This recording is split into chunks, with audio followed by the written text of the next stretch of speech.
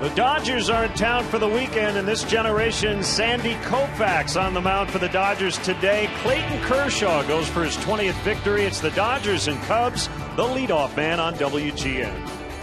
Hi again, everyone. Gorgeous day here at Wrigley Field. We'll be out in the bleachers today. JD and I will head out there in about 10 minutes. I'm Len Casper. 8-4 the final. The Dodgers took game one late last night. It was a long ball game. The Dodgers trailed 4-1, but put up a big 5 spot in the 7th inning. The Cubs played a sloppy game defensively. They committed 3 errors. One by Logan Watkins led to 4 unearned runs in that 7th inning. Zach Greinke struggled at 5 innings. He gave up the 4 runs, but the Dodger bullpen 4 shutout innings to finish them off. The leadoff man is brought to you by your Chicago and Northwest Indiana Hyundai dealers, who invite you to test drive our award-winning lineup today. Visit buyhyundai.com.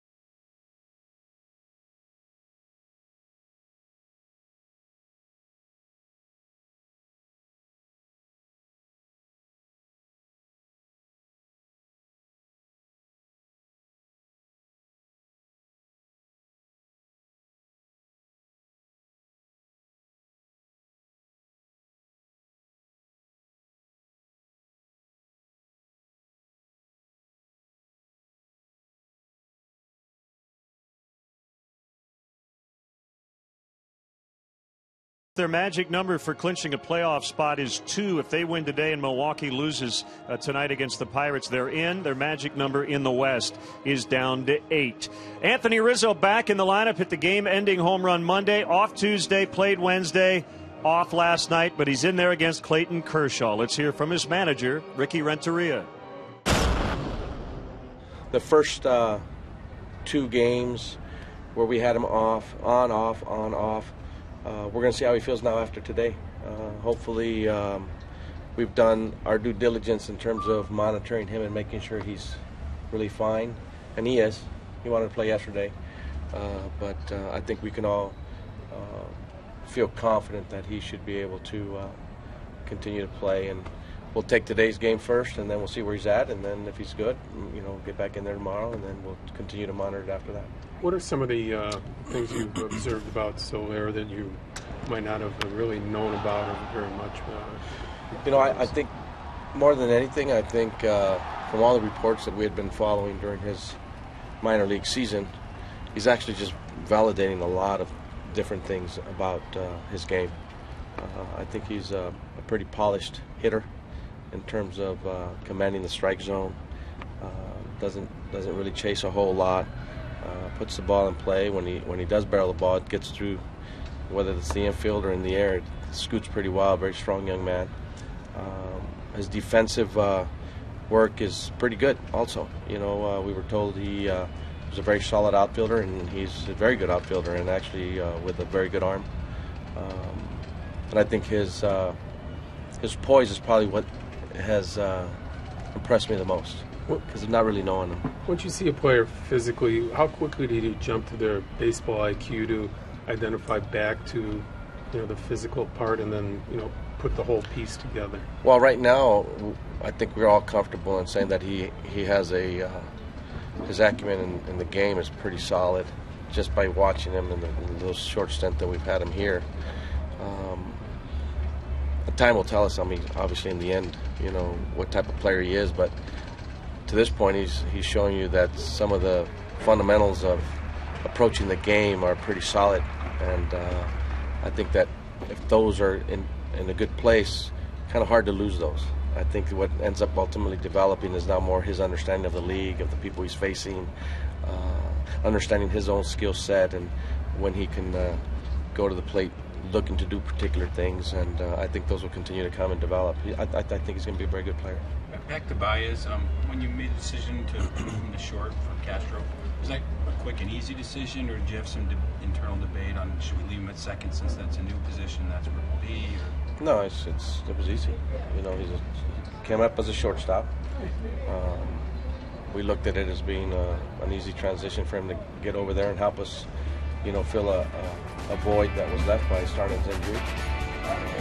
You know, we had Watkins here, we have Bell here, that could fill the right side of the diamond, and kind of an easy decision. There was not a whole lot of debate.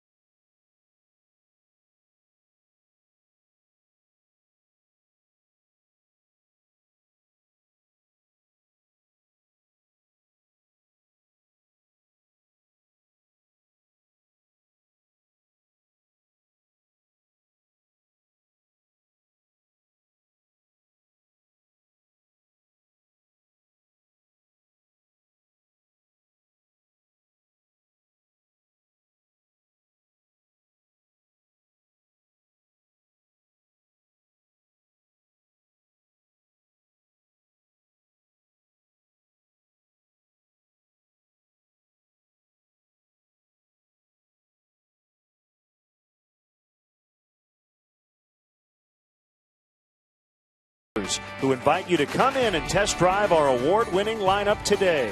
Visit buyhyundai.com.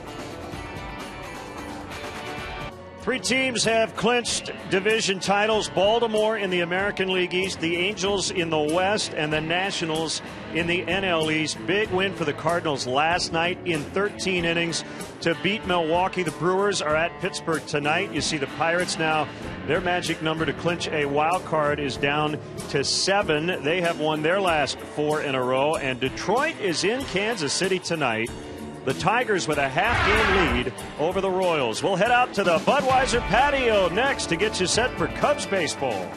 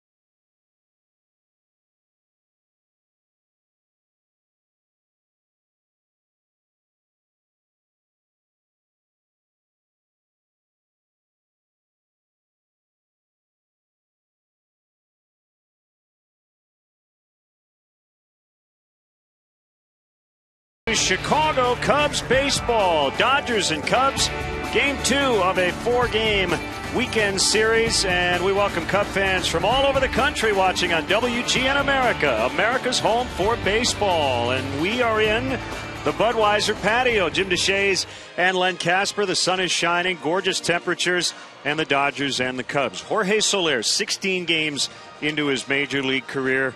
Man, has he been impressive. Hey, he's done everything at the big league level that he's done at the minor league level, and that's essentially dominate opposing pitchers. Continues to roll along. You see where he ranks since joining the big leagues on August 27th. First in slugging, second in OPS, runners in scoring position. He's been good. Batting average across the board, the number's really good for Soler. He will not lose his rookie status, so he's a prime candidate for Rookie of the Year going into next season. Tough matchup today. It's Clayton Kershaw. He is a shoo-in for the Cy Young. The big question, will he win the MVP? Yeah, he has been absolutely brilliant this year. 16-1 in his last 19 starts. The Dodgers basically a 500 club, except for when he takes the ball. And former Dodger Edwin Jackson coming off the disabled list. His first start in about a month, August 20th, against the Giants, suffered the strained right lat. So veterans on the mound today, Kershaw and Jackson. And let's send it over now for our national anthem. Ladies and gentlemen, at this time, please rise. Kindly remove your caps and join Wayne Messmer, accompanied by Gary Presley at the Lowry organ, as they honor America with our national anthem.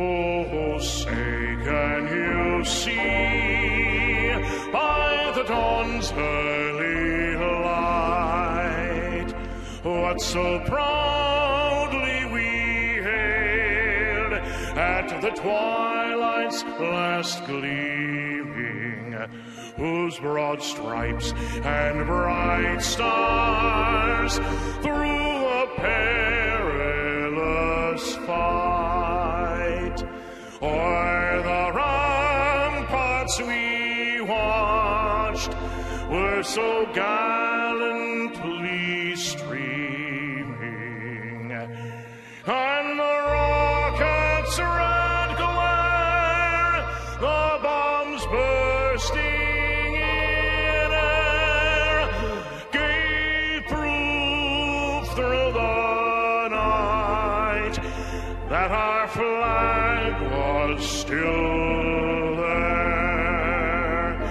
Oh, say does that star-spangled banner yet wave o'er the land of the free and the home of the brave?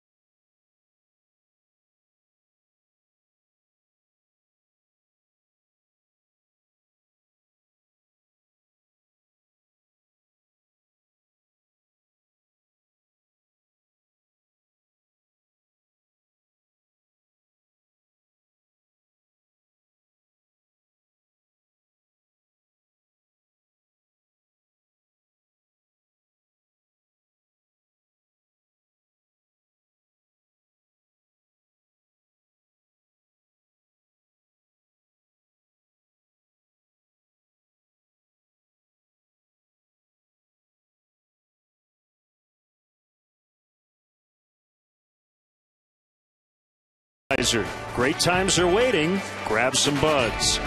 Ford, manufacturers of America's best-selling brand. Check out our best-selling lineup at your local Ford store or online at localfordstores.com. And by Xfinity, your home for the most live sports. Chicago Cubs baseball in high definition on WGN TV is brought to you by Xfinity, your home for the most live sports. Dodgers 2.5 up in the National League West. The Giants are playing the Padres this weekend, and the Dodger magic number for the division is 8. The Giants and Dodgers will play 3 games in Los Angeles early next week, and the magic number for just getting into the playoffs is 2. And LA could possibly clinch that as late or as early as later tonight, as the Brewers are in Pittsburgh. So if the Dodgers win and the Brewers lose, they at least have a wild card spot, and a gorgeous spot here in the Budweiser patio. Right field, we'll play right behind Jorge Soler and Matt Kemp. If baseball hadn't been invented, somebody would have figured it out today. I mean, this is a beautiful day. Great day to play. Wind looks like it's going to help a little bit on balls hit towards left field. That was not the case last night. Wind was blowing in. It was cool here. There were 2 or 3 balls that were hit in the game last night that the wind knocked down. Matt Kemp had a couple. A different environment here this afternoon. Set the umpires for you today. Phil Cuzzi will get home plate. Hal Gibson, no relation to Greg Gibson, but they're both working in this one. Jerry Davis, the crew chief, is at second. Now the Dodgers lineup written out by manager Don Mattingly. They busted out for 8 runs on 13 hits. 5 big ones in that key 7th inning as they came back to win last night. D. Gordon leading the majors in triples and stolen bases. Yasiel Puig will hit second and play center. It's Adrian Gonzalez leading the National League in RBIs, batting third. Matt Kemp off to a good start here in September with 5 home runs. Hanley Ramirez is at short. Carl Crawford in left.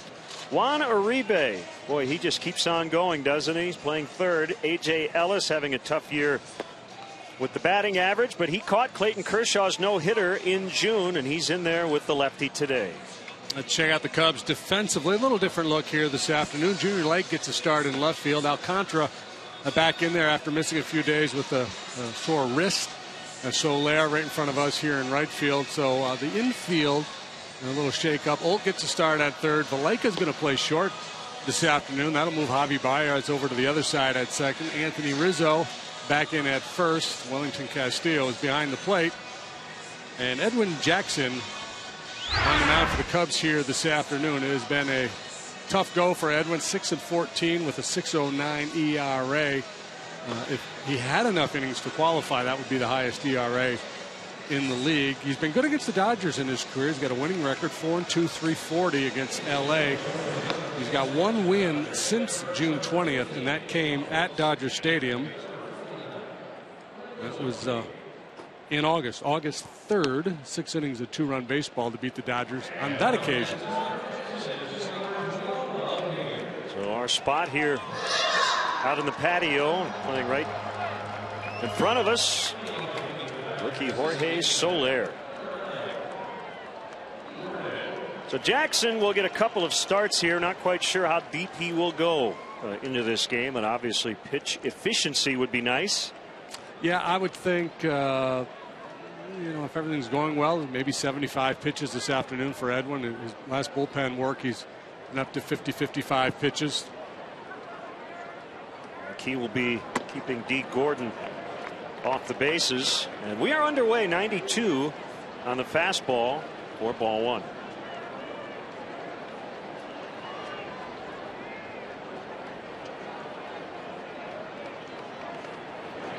We have a south wind, so right now it's basically blowing straight out to left. Mm-hmm.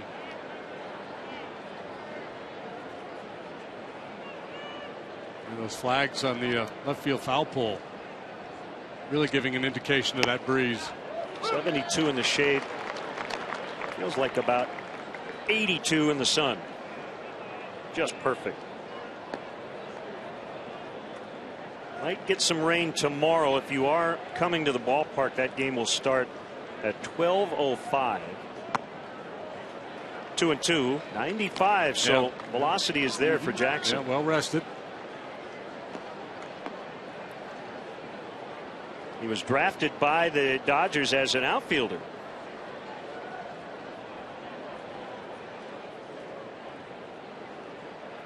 Sixth round in 2001.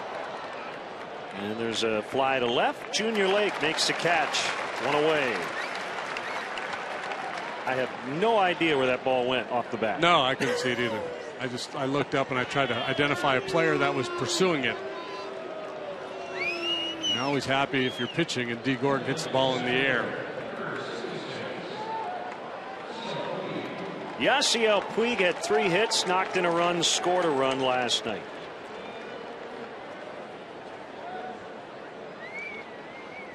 Puig 9 for 15 in his 4 career games here at Wrigley Field. He's hitting .529 no matter where he plays against the Cubs.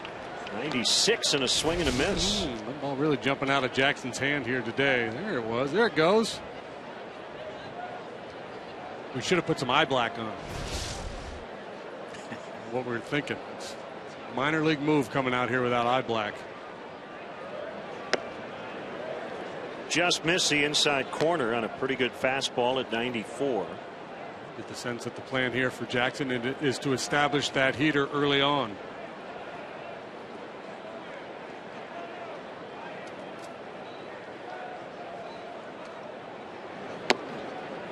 Boy, 2 good tries and did not get the call either time. There we go. That's what we need. Tough sky today, huh? My goodness.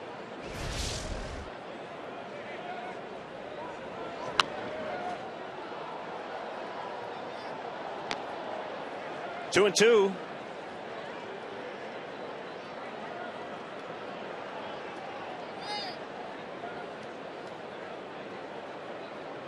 Outfield playing pretty deep.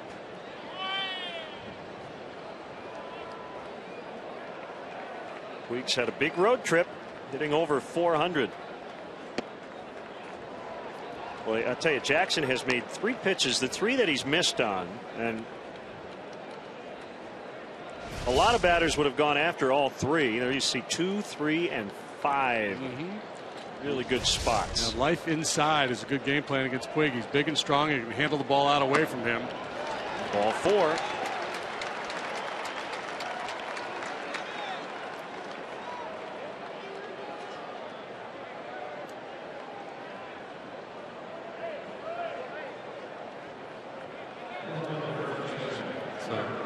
Always been an issue for Edwin, trying to throw that fastball, like glove side fastball, away from a right-handed hitter.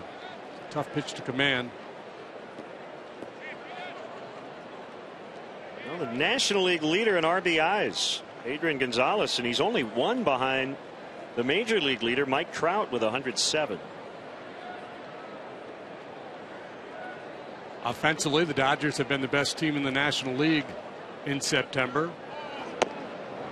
Balanced club, top 5 in the league in pitching and runs scored.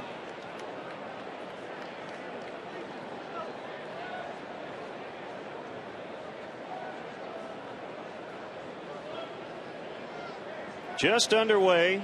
1 out here in the top of the first. Puig walked in front of Adrian Gonzalez.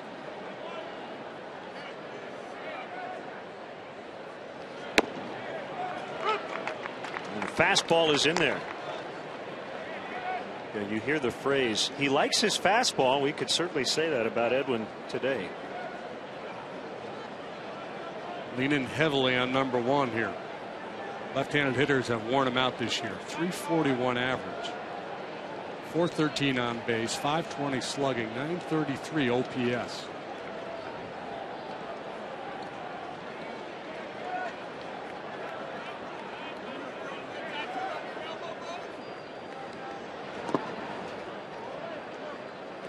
Breaking ball that time in the dirt. Jackson with an ERA in the 6s. It would be the highest in baseball, but he does not have enough innings to qualify at the moment. Yeah, and you know, before they shut him down, he was, I mean, it's been a tough go for him all year long, but he was really struggling last couple of times out. I think more than anything, just getting the mental break, taking some time off, doing some bullpen work may serve him well.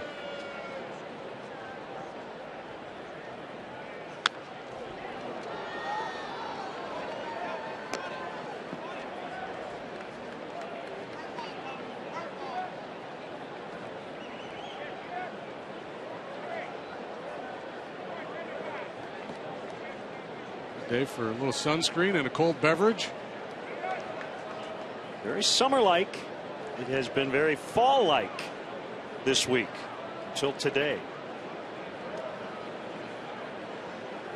You might say that autumn was creeping in. Yeah, you might. I heard Bob Seger on my way to the ballpark singing Night Moves. Made me think of that.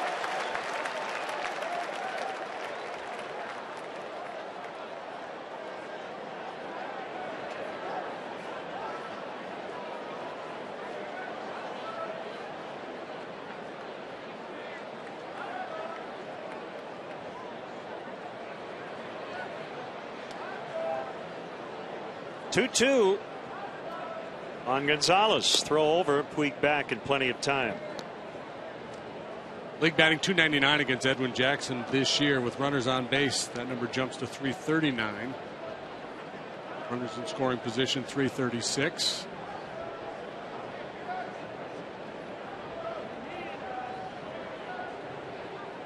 Well, he slows it down with men on base.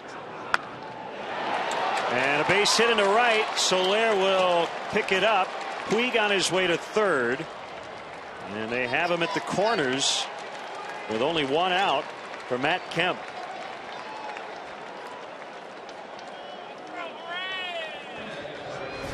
It was a good at bat by Gonzalez. Saw a lot of pitches, stayed back on the breaking ball. Soler was deep. That allows him to cut this ball off before it gets to the wall. Otherwise, the Dodgers are on the board.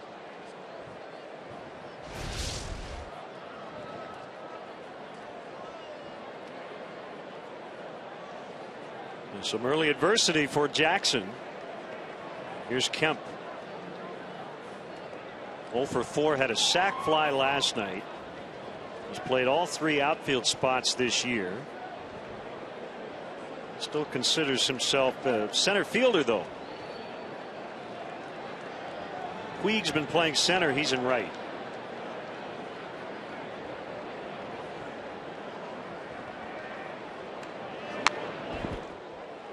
A foul strike.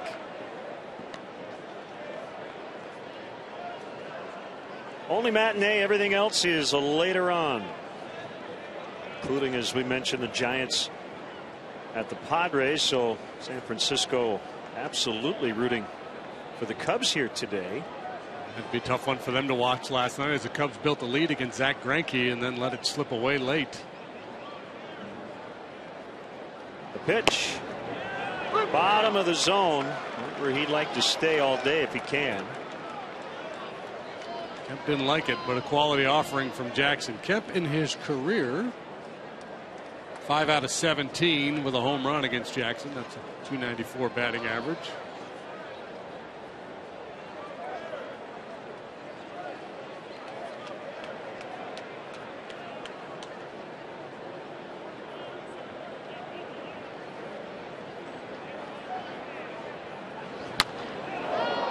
Emergency swing on 97.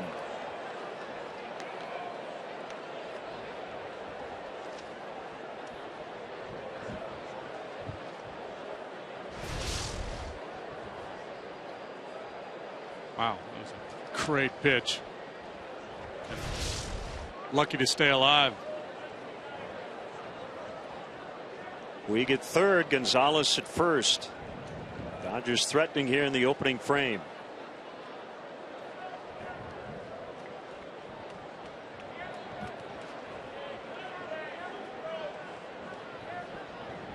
Edwin's ready in the 0-2. He has been right around the plate all inning. But grinding now, he's up to 21 pitches. Couple shots away and then trying to clip the inside corner. I think, if you go up and in, you might get a swing out of Kemp. Trying to stay down, trying to get a ground ball. Perhaps get a double play. He did go up that time. Kemp pops it up, but it'll get out of play. He wants a new bat. Jackson, he's always been a power guy. Fastball that will range from 92, and we've seen it at 97 here today. Hard slider. This is where, if he had a slower off-speed pitch, curveball, or straight change that he had confidence in, that might be the answer to finish off Kemp here.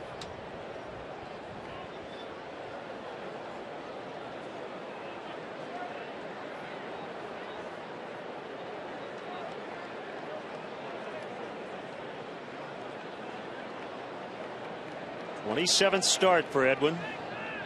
If he could break out a little Laredo, drop down sidearm curveball, that would absolutely lock him up. That ball hit the deep left, and it's a 3-run homer to the back of the bleachers for Matt Kemp.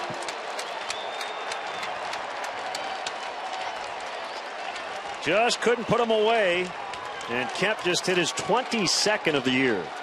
Jackson's had all kinds of first inning problems this year. He's been victimized by big innings. Walk, solid single, 3-run home run for Kemp, and that's a 3-run lead for Clayton Kershaw. And trying to go down and away, up and over the middle. And Kemp, who was frustrated last night with a couple balls that he really stung that stayed in the yard, gets to circle the bases here this afternoon. That's number 22 for Kemp.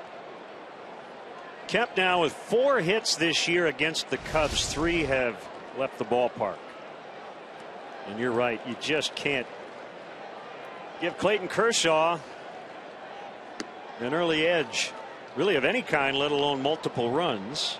No, and when you looked at the matchup today, with Edwin struggling the way he has all year, making his first start in about a month, Kershaw being the best pitcher on the planet, it figured it'd be a very difficult day for the Cubs to begin with. Beauty of baseball, though, as our good friend Joaquin Andujar said, you can sum it up in one word: you never know. Cubs hoping today is one of those you never know days. Ramirez with a hitter's count, 2-0. Should put that on a t-shirt. That's deep to right. And off the wall, Soler will get it back in. Ramirez safe at second with a double. That ball nearly got out.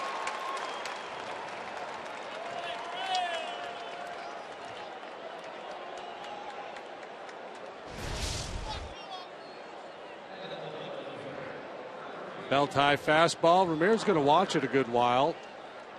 Yeah, he really had to bust it to get 2 out of it. It's just, you see it time and time again for big league players.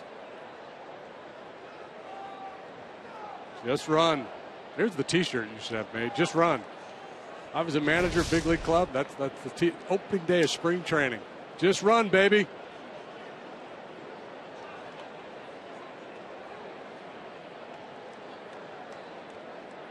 We'd love to get your Cubs selfie. Here we go. There you go. Good song leading into the weekend. Hashtag WGN Cubs. Night moves on a day game. Carl Crawford now. Pinch hit and stayed in and played left. Went 1 for 3 with a run. 418 over his last 32 games. This club reminds me a little bit of those Yankee dominant teams, late 90s, early 2000s, where they had a lot of veteran guys, and just sometimes it was a matter of just getting them healthy at the right time, peaking. It's kind of the story with this Dodgers. A lot of guys that have been around a long time. Well, how about what Don Mattingly had available off the bench last night? He had Andre Ethier, Carl Crawford, and Justin Turner.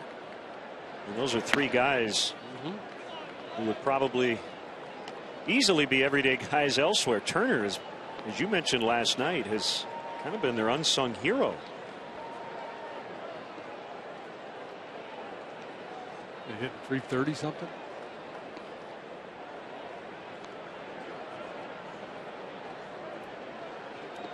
Now the 1-1. Yeah, you see it both ways with Don Mattingly. The whole, you got to handle all these egos.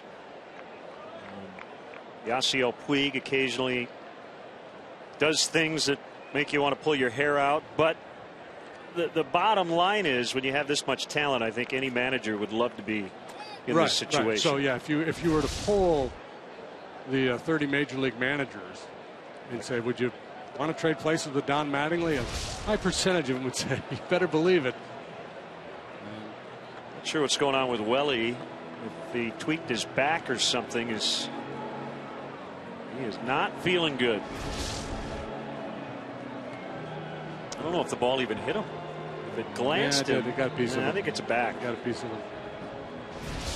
As he was kind of rolling his shoulder to receive that ball. And there's early action in the Cubs bullpen. It's Eric Jokic. He figured to pitch today. He was going to come in behind Jackson, who was limited because of his injury. But Jokic warming up a lot earlier than he anticipated, I'm sure.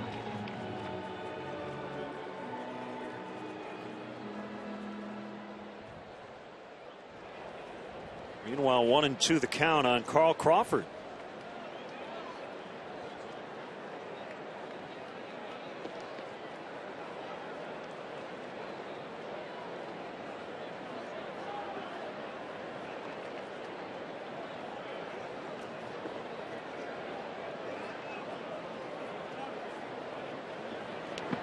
Bounced out in front of the plate.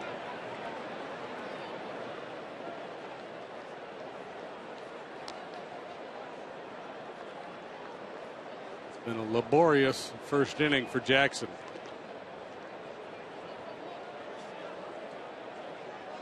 .30 pitches already, just 1 out in the inning. 3 in, a man in scoring position.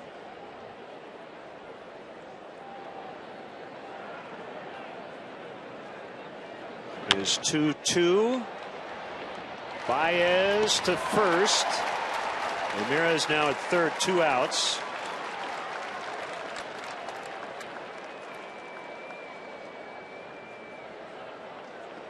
Baez and Vallejo were out early today, getting some extra work. Baez moving back to second base, and Vallejo taking some ground balls at short.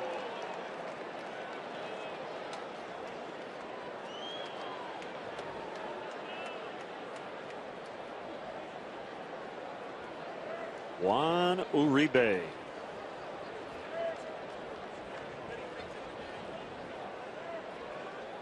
Couple of stints on the DL this year. To see what he's done when he's been healthy. Former shortstop. Settled in nicely at third base. Uribe, 35 years of age. Nice career. It's a 14 seasons. Rockies, White Sox, Giants, and Dodgers.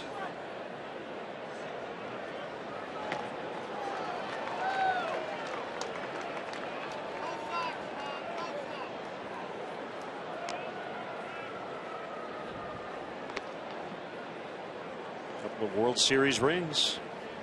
White Sox in 05. Giants in 2010.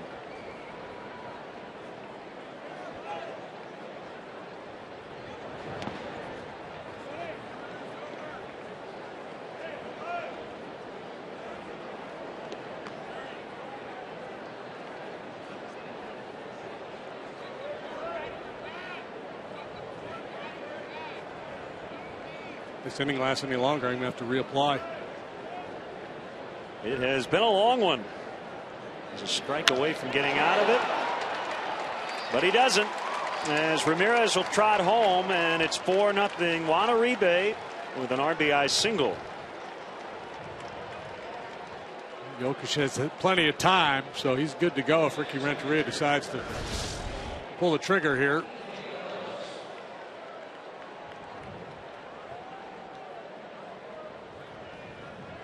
Like he has.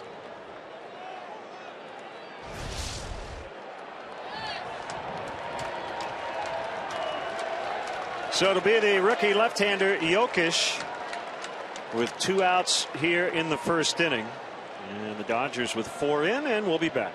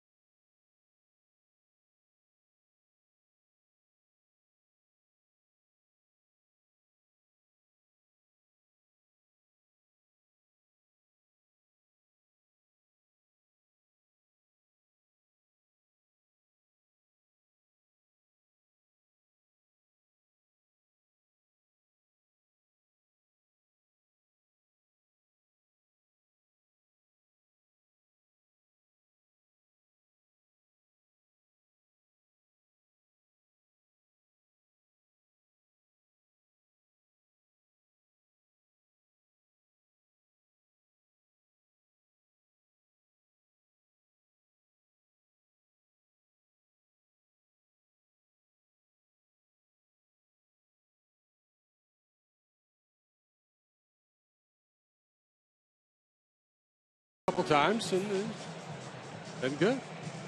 Gives up his hits. Man, walked anybody. He pitches with a lot of confidence. He's more of a finesse guy. Good changeup. Very good fastball command. Product of Northwestern. He's from Virginia, Illinois. Not too far from Springfield.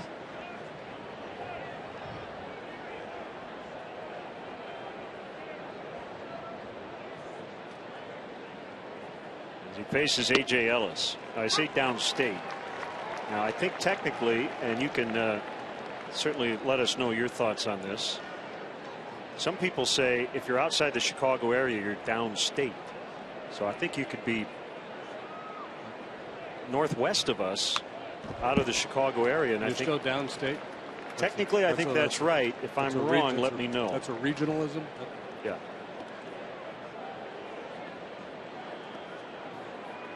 It's like in New York City, people from the city refer to people like in Yonkers as upstaters. 0-2. Just off the inside corner. Jokic 9-10 with a 3.58 ERA at AAA this year. Made 26 starts.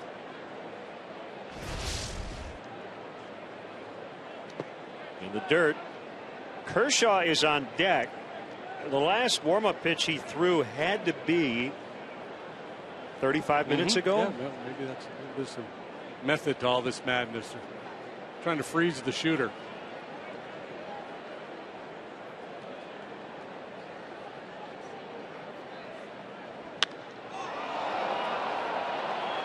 Deep left center. Gone. 2-run homer, A.J. Ellis.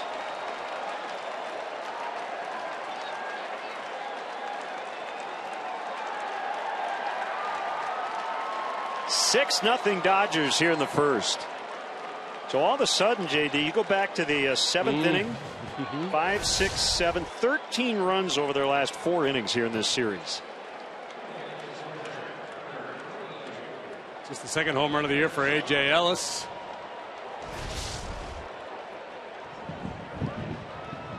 That'll close the book on Jackson. They got this bubble machine that they crank up when somebody hits a home run. Used it a couple of times already. Well, there's our bubble machine. We may get into that early today. The 0-1 on Kershaw, low. Tiny bubble. Kershaw's a good athlete. He can swing the bat a little bit. Unfortunately, no mulligans in Major League Baseball. I don't think we have to look up what Clayton Kershaw is when he gets 6 runs of support. Yeah, I was thinking, what's his lifetime record when he gets a first inning at bat?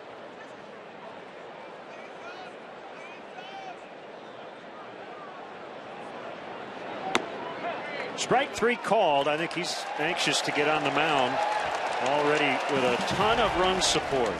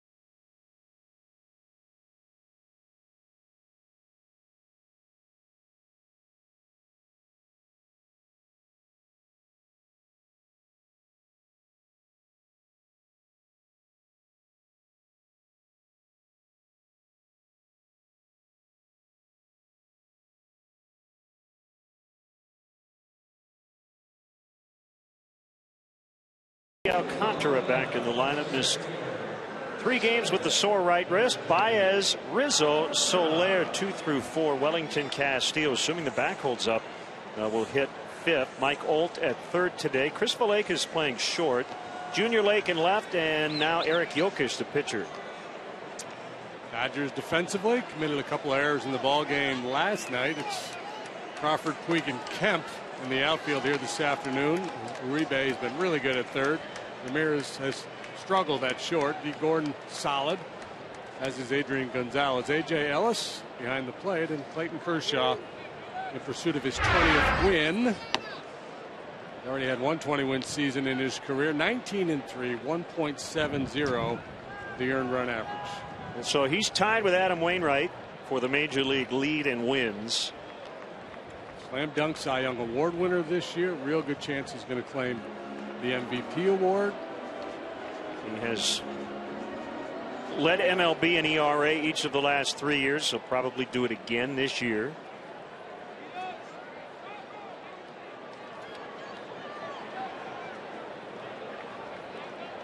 It would be pretty rare too if he does win the MVP. I mean, pitchers don't win that award very often, and he missed a handful of starts on the DL earlier this year, so he will finish with less than 30 starts. He's made 25.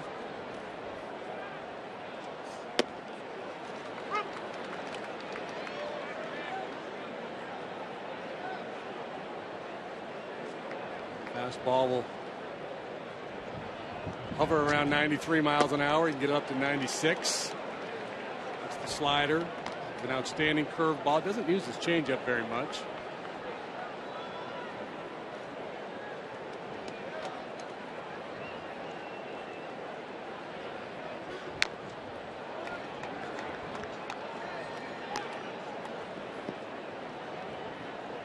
An interesting delivery, and I think it's one that adds deception too. The way he drops his front leg down and then glides down the mound. There's a little bit of hesitation and then go, and he really explodes at the hitter.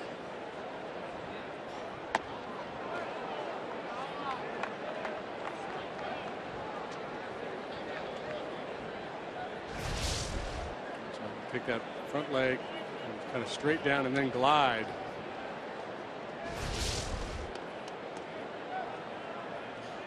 As you can imagine, very meticulous about his approach between starts. Very methodical.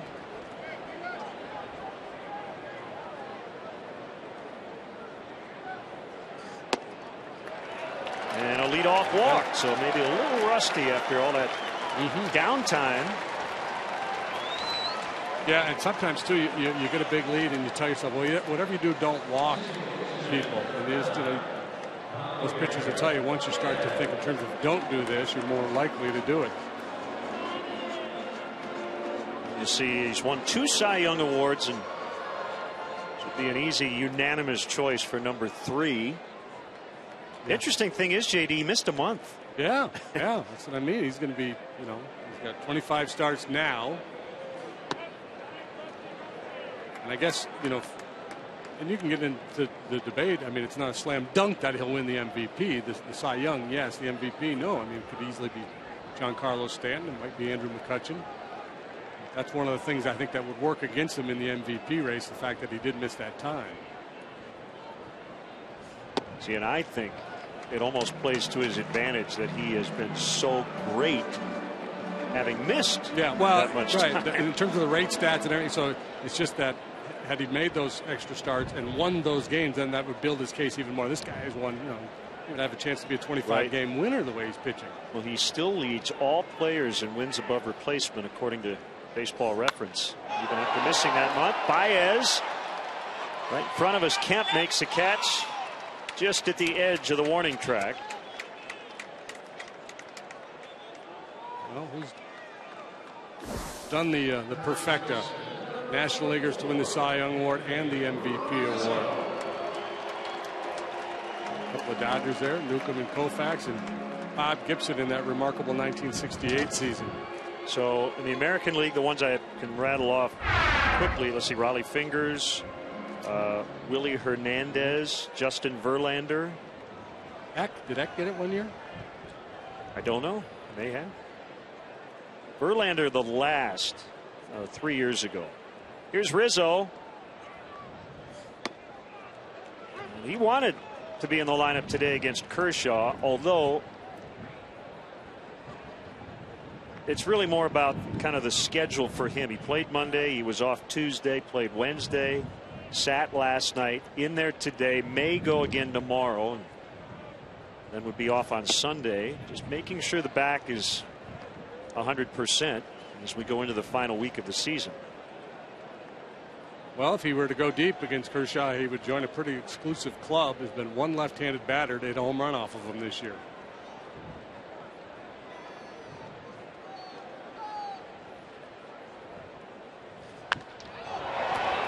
That ball thumped out into deep right center. Alcantara will be sent home by Gary Jones. Relay throw is offline. Rizzo with a double, and it's 6-1 rather, as the Cubs get on the board. No, he didn't take him deep, but he just missed. Great swing of the bat by Rizzo, and the leadoff walk comes back to bite Kershaw.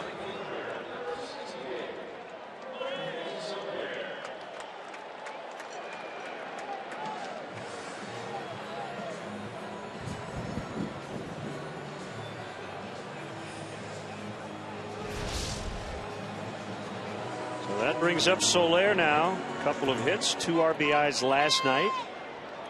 At least 1 hit in 14 of his first 16 career games.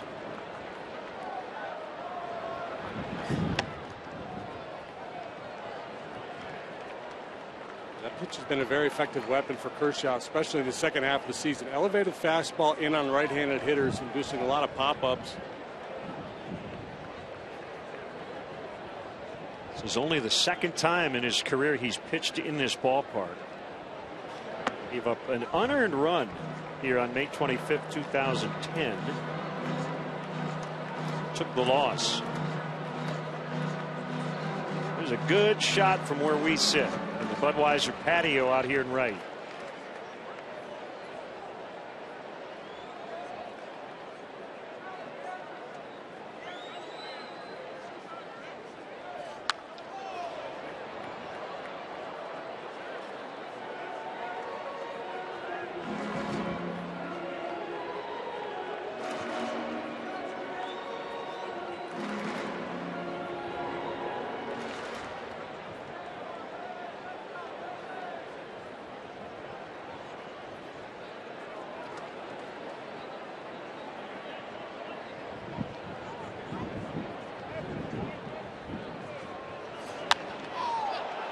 Slicing drive and a fair ball.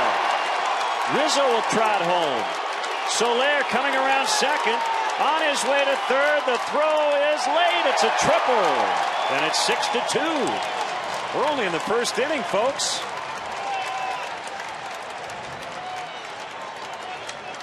Fun to watch that big guy run around the bases. And they're putting a little heat on Kershaw. Rizzo double followed by the triple from Soler, his first career 3-bagger.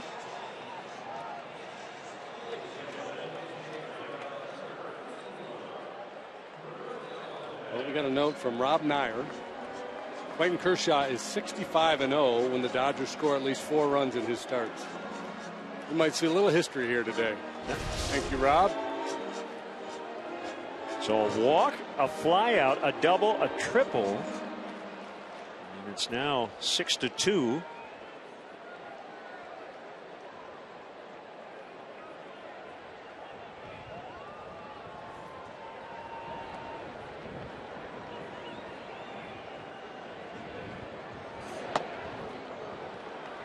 And swing and a miss by Rafael Lopez. So Wellington Castillo appeared to tweak his back, is out of the game.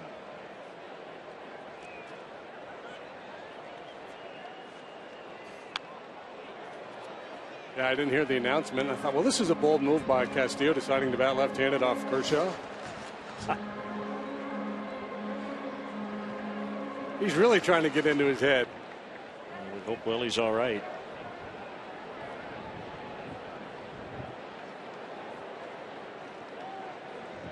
Haven't played an inning yet, and our battery is gone.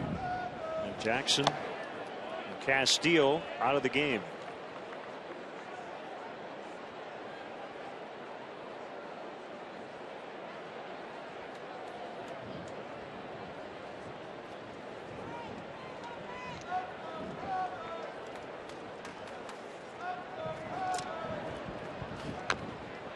So the current major league parks where Kershaw has pitched, he is winless in 4 of them. He's only made 1 start in those ballparks: the Coliseum in Oakland, Comerica Park in Detroit, Turner Field in Atlanta, and here at Wrigley.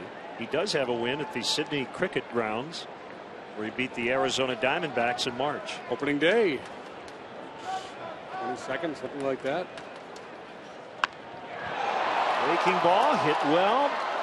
Puig in center will make the catch. Soler tagging, and he scores. Oh, what a throw by Puig. 6-3. They put up a 3 spot on Kershaw here in the first inning. Bob Lopez, an opportunity for him, and he delivers. His first career RBI.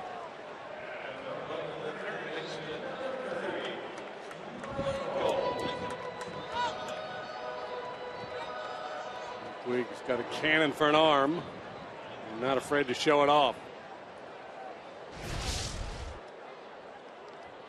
Mike Holt, big cut and a miss.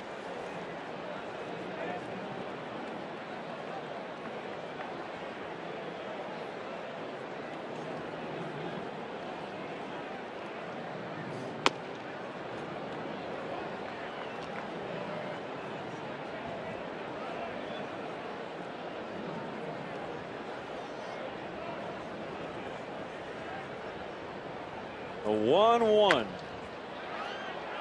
at foul. Coming into this ball game, Clayton Kershaw had allowed 4 first inning runs all year. Make it 7 with 3 here today. He's only allowed 3 runs or more in a start 6 times all season. So to get 3 in an inning off of him is obviously pretty rare.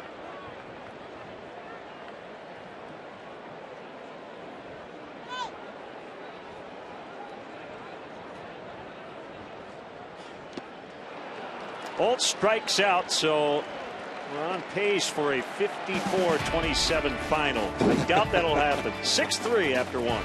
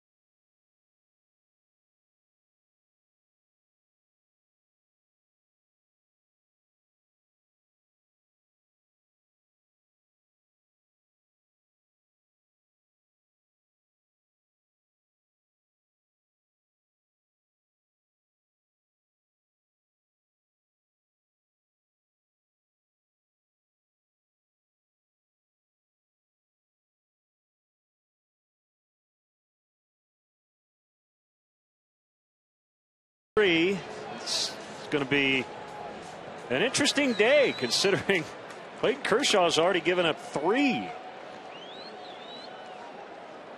Lopez stays in to catch after hitting for Castillo.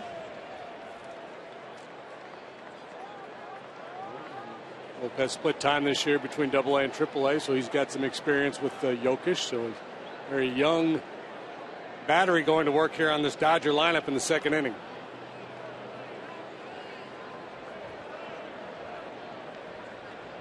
So Gordon leading off once again. And he takes a strike on the inside from Eric Jokic. Our good friend Lynn Bramer from XRT is out here. Stopped by to say hi in the Budweiser patio. Gordon with a couple hits last night. That's been the norm for him lately. A string of 2-hit games. One was a bunt single. And you really have to take that away from him at third base.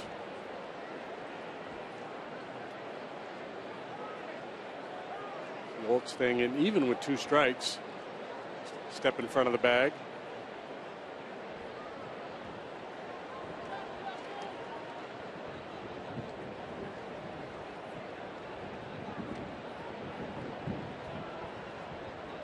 Lefty deals. It's in the dirt on a curveball.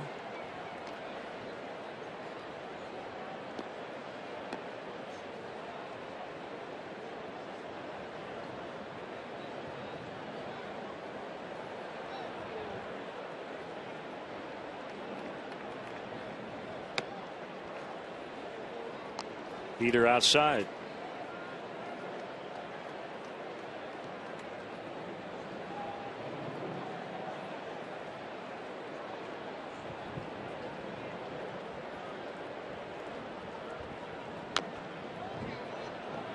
Grounded foul. Final road series for the Dodgers. They'll host the Giants to start their final homestand next week. 3 against them and then 3 versus the Rockies to finish up the season. They're pretty much already in the playoffs. Their magic number down to 2, but they want to win this National League West. Not have to deal with a one and done possibility. No. Yeah. Especially them, JD, considering they're real top heavy in their rotation. They don't want to have to mess around and use Kershaw or Greinke in the play-in game. Gordon safe at first as the throw gets by Rizzo. Should be a hit for D. Gordon.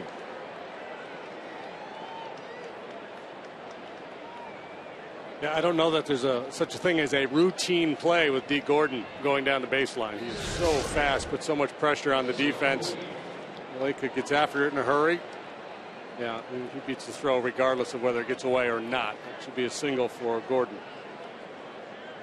1 hits, infield hits, triples, speed categories. He's near the top. Dodgers with best road record in baseball, 47-31. Trying to win their 6th in a row here at Wrigley Field.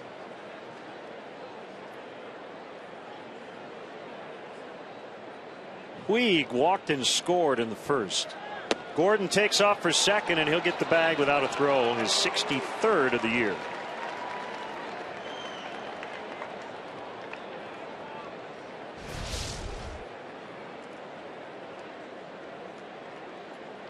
Pretty explosive first step. They just matched Davey Lopes' 1976 season with the Dodgers with his 63rd. So now tied for 5th on the Dodger, or the LA Dodger, I should say, single season list. Does not include the Brooklyn Dodgers. No Zach Weed on there. Or the Bridegrooms. Is Maury Wills #1 on that list? I don't have the list, but I'm going to say that's a good bet.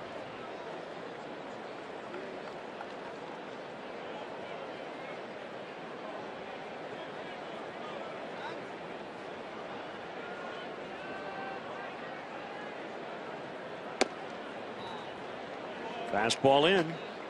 How about Puig? Had a 3 triple game in San Francisco on July 25th.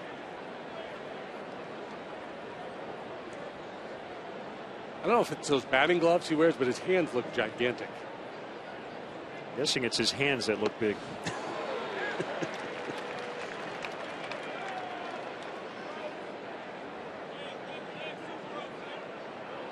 He is a large man. But you know, that ballpark in San Francisco that yields a lot of extra base hits. There's a lot of real estate out there. With his power, his ability to drive the ball all parts of the ballpark, and again, he's a speed guy, so he's not a D. Gordon guy, but he runs well for a big man. Maury Wills stole 104 in 1962.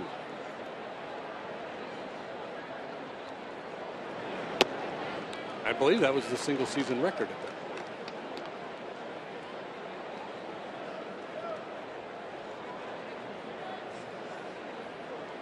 Full count, 3-2 with Gonzalez on deck.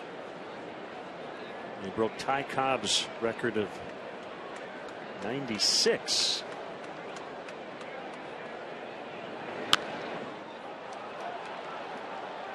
Behind second, it's the shortstop Valleca in the outfield grass.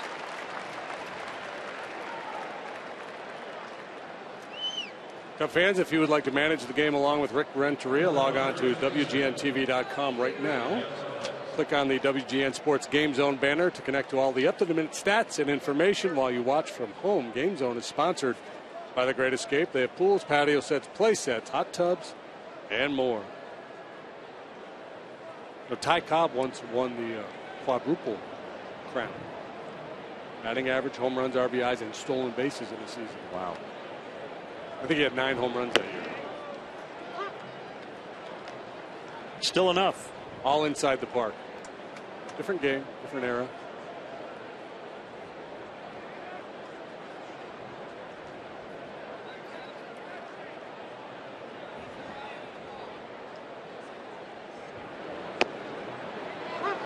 Well, worth a second look out there. D. Gordon at second base with 1 out now. Even with a left-handed hitter out, a lot of times that's enough to shut down a would-be steal of third, but Gordon's a guy you always have to figure is looking to press his advantage.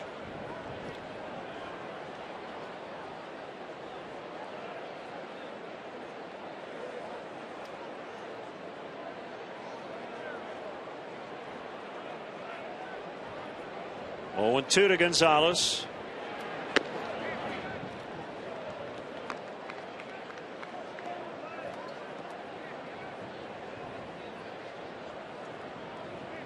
One of a number of Dodger hitters who've really been swinging it well here lately. And Gordon just extended his to 12 with his infield single. And Gonzalez strikes out swinging.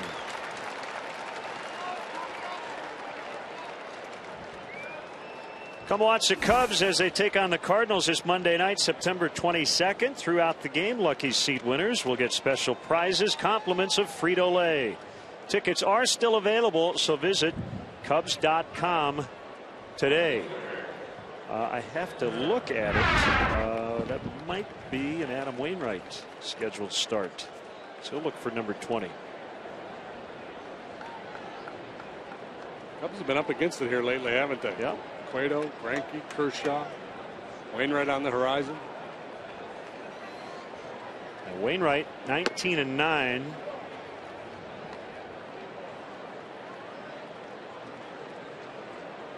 And I think it's Travis Wood Monday night for the Cubs. Well, they beat Cueto. It was the game where Arrieta was almost perfect. Good against Greinke last night. He only lasted 5, allowed 4 runs and 9 hits. And you would have to say they've overachieved already today against Clayton Kershaw.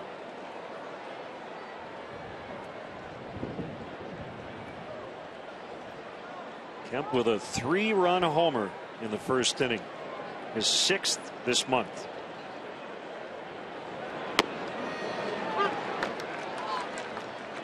It's the most in the National League. Right-handed hitters can't sit fastball against Jokic. Has very good command of his changeup and just as likely to throw that in a fastball count as he is his fastball.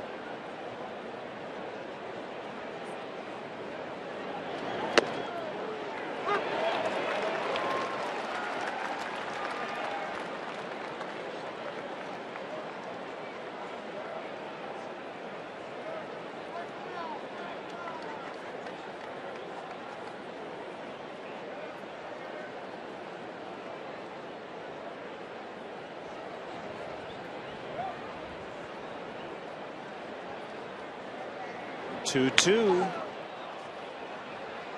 Barehanded play. Out at first. Nice job, Mike Olt. 6-3 Dodgers after an inning and a half.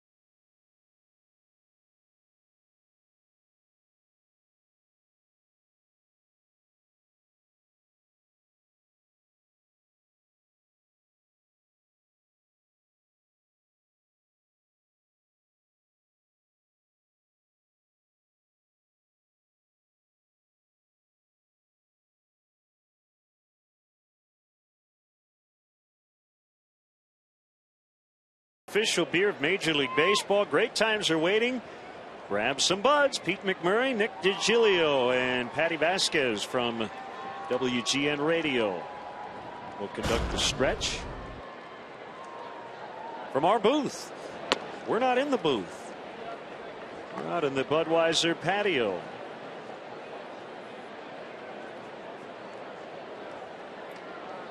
Nice pregame ceremony honoring WGN Radio. As Gordon dropped it, and the lake is on.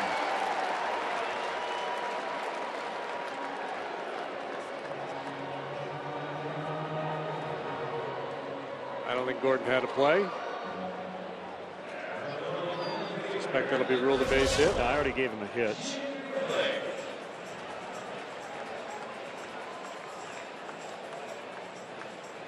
That's a hit. So that's more than ordinary effort.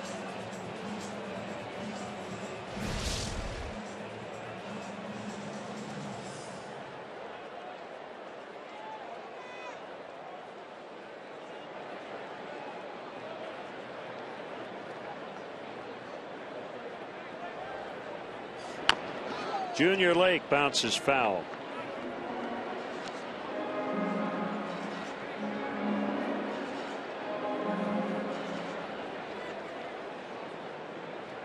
We're just getting settled in.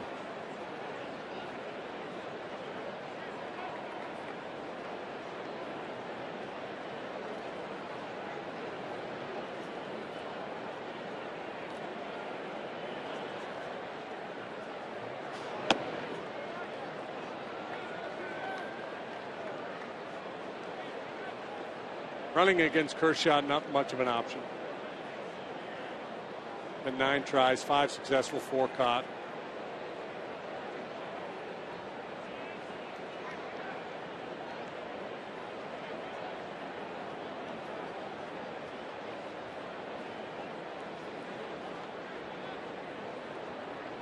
1-1. Downstairs, 2 balls and a strike.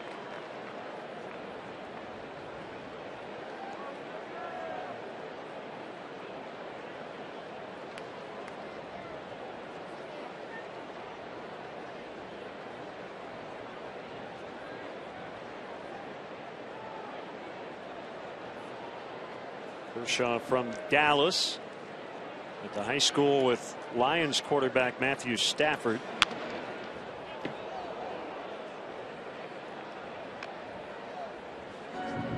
Junior Lakes home road splits, pretty much identical. Yeah, you'd say he's been about a 210 hitter. Yeah. 2014. Well, it's 220 right now. Still within his range. He can get something done right here.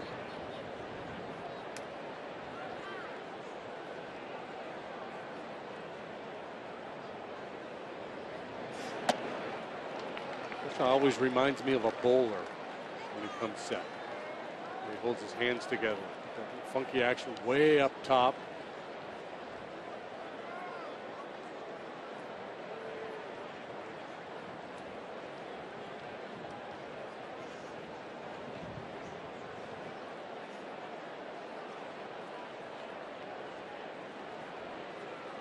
He's getting ready to bowl right now. Ball 4, 2 on, nobody out. You know, I was watching his warm-up because we got a different vantage point today out here, not far from the visiting bullpen. He was misfiring a lot. You can tell by his body language. He feel real comfortable during his warm-up, and then the long delay before the first inning didn't serve him well, other than the fact that it got him 6 runs to work with. If all things being equal, you'll take the 6 runs and take your shot. But he has not been sharp here this afternoon.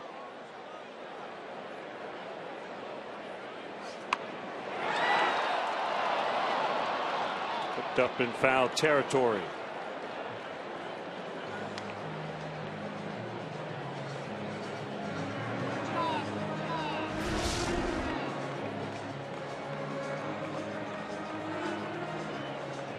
Reaction by Kershaw, make sure that ball stays foul. Good try by Jokic. Ideally, that's where he'd like to get that bunt down towards third base.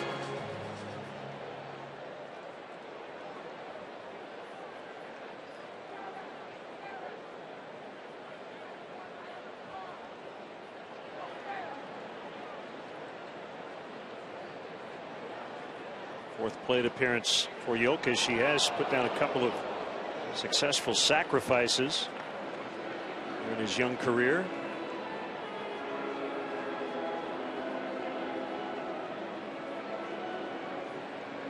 I hear the word long reliever, but it really doesn't apply to many guys anymore. He has been that. 4 1/3 in his major league debut, 2 2/3 his last time out.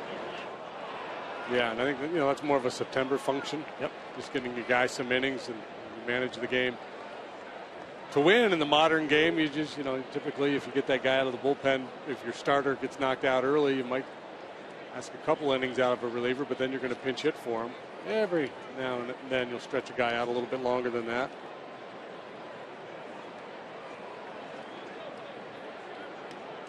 Depending on what happens this winter, you have to think Jokic will come to camp with a chance to battle for a spot at the back end of the rotation.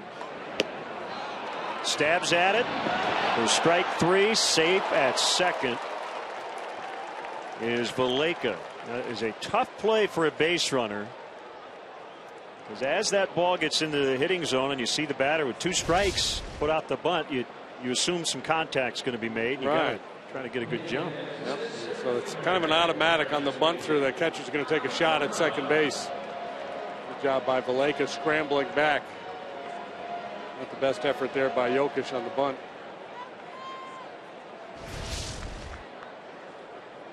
And a superb job by Jerry Davis, the crew chief, making the call. I don't want to leave him out. I'm throwing out plaudits.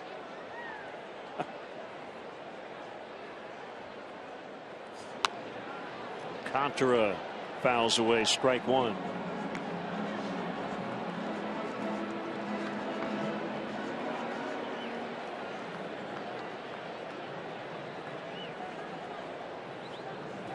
8 times 8 is 64, right? Correct. 6. It's 220. So he's just shy of 8 strikeouts for every walk this year. Kershaw.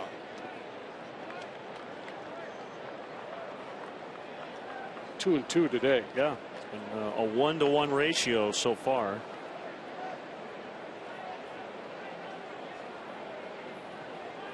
We'll give the Cubs offense some credit, trailing 6-0 before they faced him at all. They got him for 3 in the first, and they have 2 more on here with only 1 out in the top of the order in the second.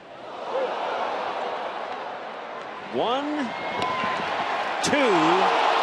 Hinske wants a challenge here. To end the inning, signaling to the dugout. Ricky's coming out, so hang on.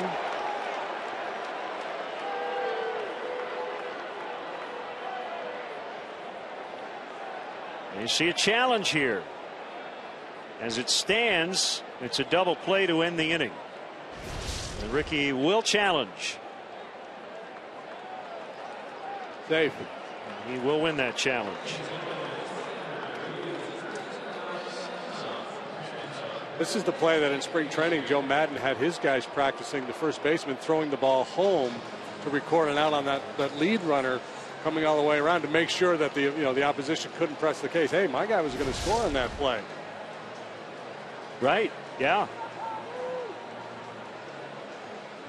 And so Vallejo would have been well served to keep going, although the safe call is made and you're halfway between third and home, you're hung out to dry. So I'm going to feel bold enough to mark my scoreboard. I already did. Fielder's choice. Well, Contra. A 1-4 out at second to get Lake.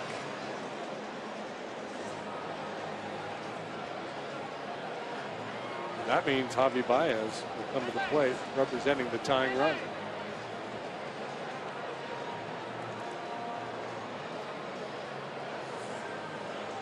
When it was 6-0 Dodgers, I was of the mind that at no point in this ball game would the Cubs bring the tying run to home plate. You were correct for an inning. Yeah, it's pretty good stuff here.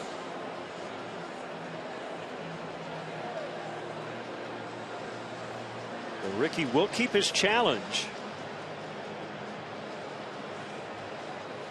Waiting for the inevitable overturn here. Taking longer than probably need to. There's no other games, right? This is it. This is the it. Only game going on right now.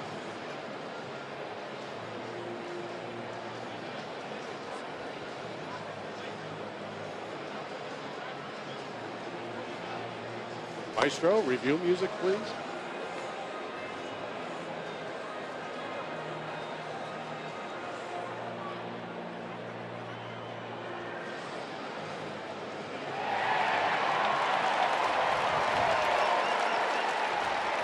So runners at first and third, and it will bring up Baez.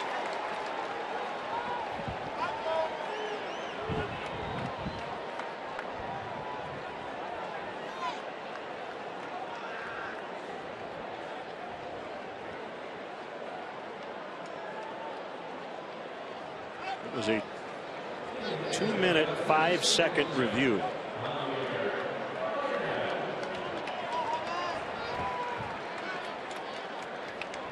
Kershaw has allowed more than 3 earned runs in a ball game once this year. It was at Arizona way back on May 17th. Worst outing by far. An inning and 2/3, 6 hits, 7 runs, all earned.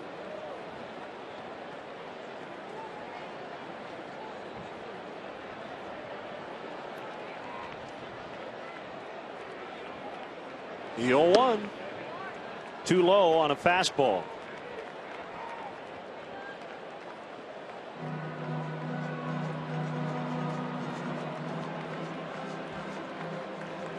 Making him work here early on.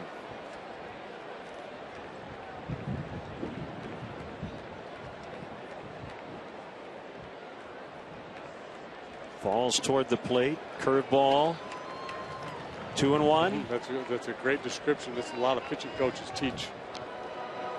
Not so much driving towards the mound, but falling, or towards home plate, but falling towards home plate.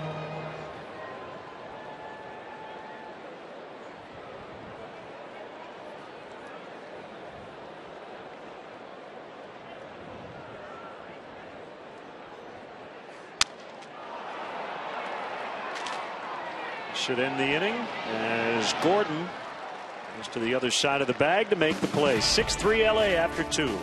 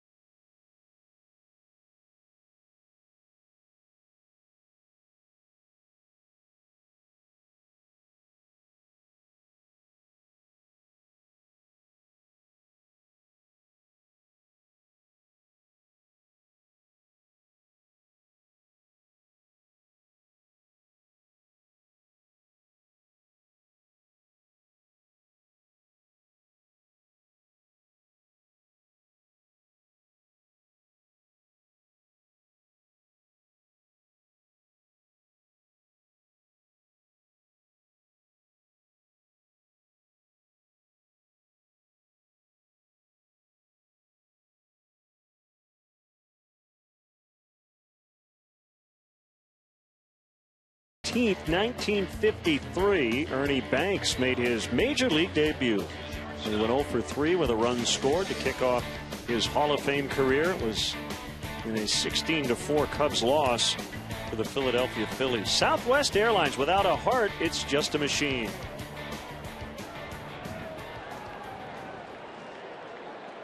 "6-3 Dodgers." They'll bat against Eric Jokic, who came on after Edwin Jackson could only get 2 outs in the first.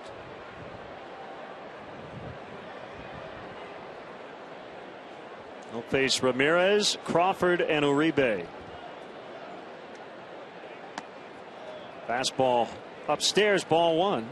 Ramirez a double and a run. And that 6-run first frame.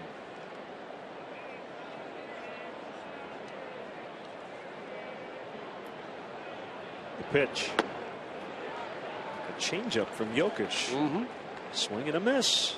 Oh, he's well schooled. His pitching coach at Northwestern, former Cub Tim Stoddard. He had a long big league career. He was with the Cubs in '84. Orioles, Padres.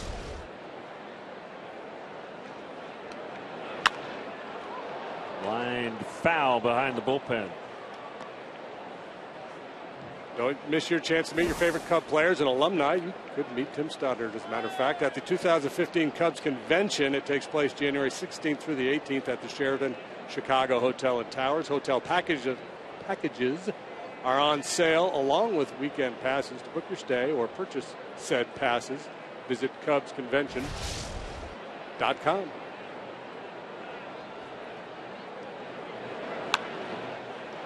And Tim Stoddard, to the best of my knowledge, remains the only man ever to win an NCAA basketball championship and a World Series ring. That's right.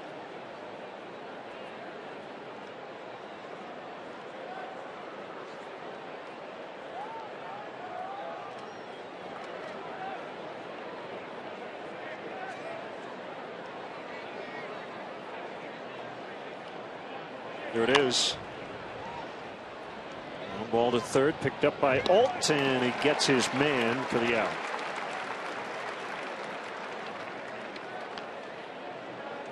Cub fans, make sure you check out Len and JD's baseball blog at WGNTV.com. Sponsored by Jeff Vukovich, your nationwide insurance agent serving the area for 36 years. To join the nation, contact Jeff at jeffvuk.com. Nationwide is on your side. A Wrigley 100 post on the Cubs clinching the division in 2008. And game notes will go in depth on Clayton Kershaw.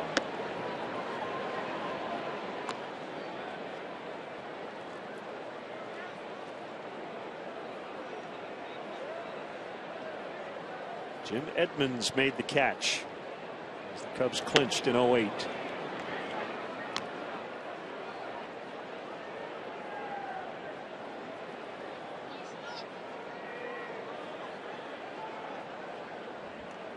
Two and 0 on Crawford. Now 3-0.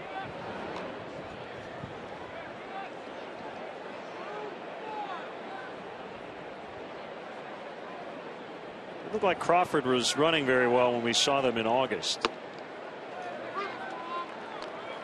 Got really hot at the plate, 418 over his last 32. He's got 22 steals. He leads all active players with 120 triples.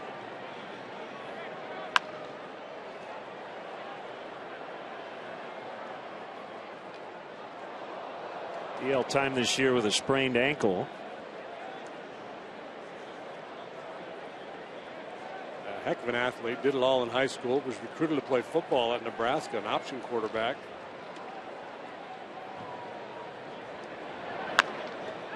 Ground ball deflects off of Rizzo. Barehanded play. Baez got him. It'll go 3-4-3. That was fancy. Nice job by Baez to stick with it. Like hitting your tee shot into the trees and having it kick back into the middle of the fairway. Good reaction by Baez, absolutely. And Crawford, time running well, but they got him.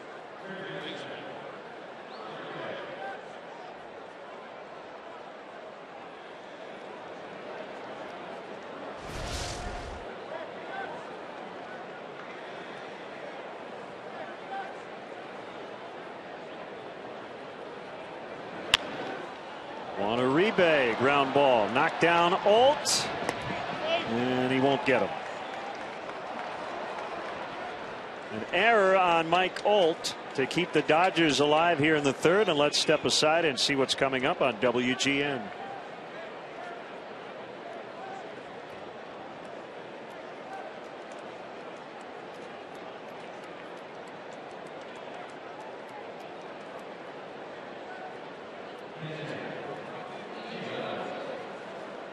Welcome back. Beautiful Wrigley Field on a gorgeous day. Game 2 of this weekend set. The Dodgers won last night 8-4. They lead 6-3 in this one. A.J. Ellis. Another deep drive. Gone. Is up with A.J. Ellis. He's hit 2 today, both off the lefty Yokas. He had 1 all year coming in. Those will be unearned runs.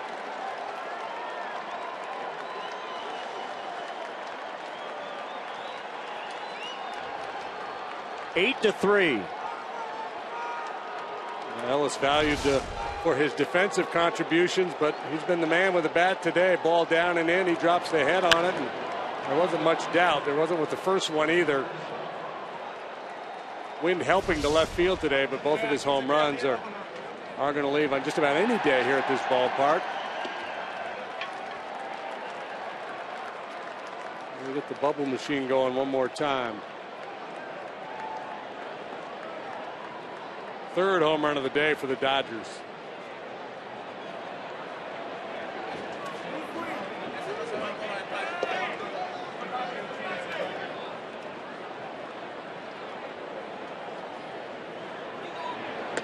Kershaw now with a 5-run lead.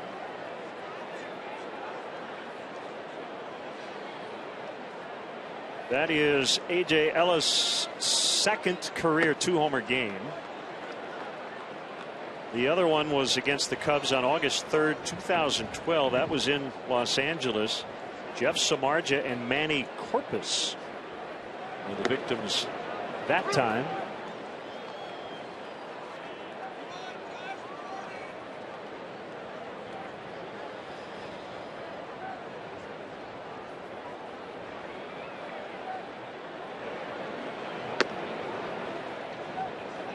Just outside.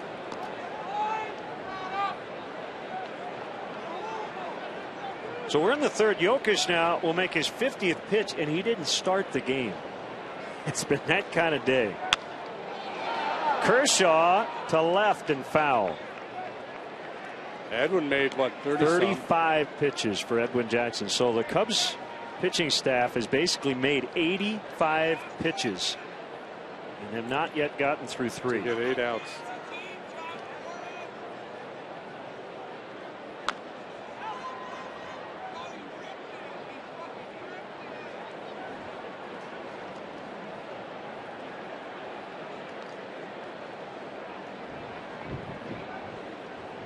What did Marcus Stroman need?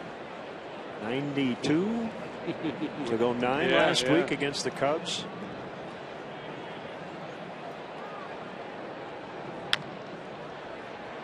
Bounce to the shortstop Valleca.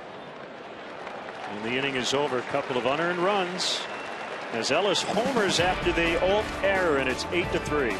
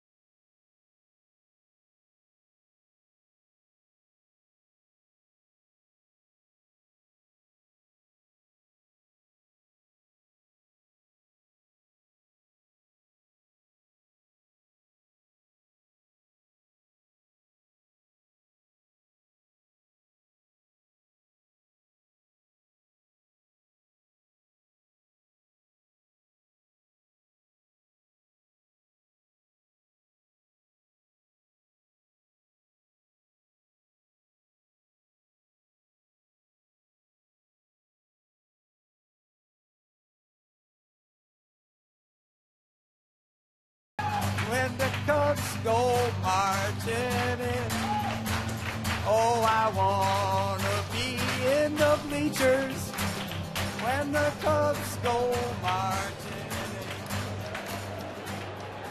That's the late Steve Goodman, who passed away September 20th, 1984. Great folk singer, songwriter, and a huge Cub fan. And obviously wrote many songs about his favorite team. Hoping to play one of his pinned tunes after the game today. Cubs have to score a bunch of runs, though, to have that happen. You may have heard of it. Go Cubs go. Yeah.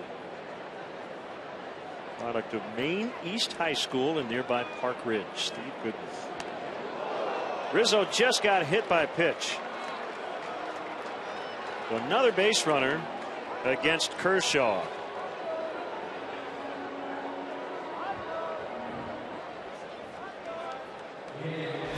Rizzo stands right on top of home plate, basically forces pitchers to go up and in on him. There's no safe spot for them to go because he covers the outside part of the plate. So this is going to be life for Anthony moving forward. He's going to take a lot of dings. To his credit, he does not compromise.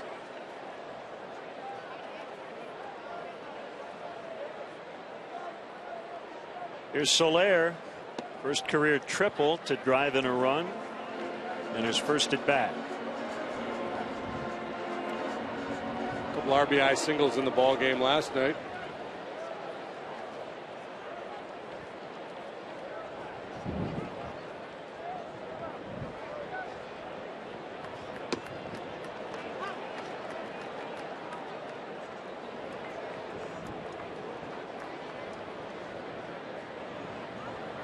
There's Lynn.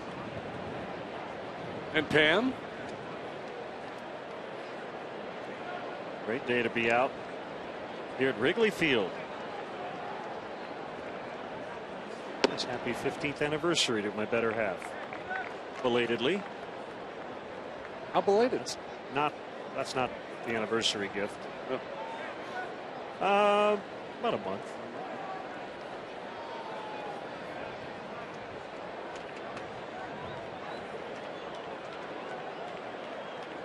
The 2-1 now from Kershaw. And Soler bounces foul to the pull side. Has ended up down on a knee.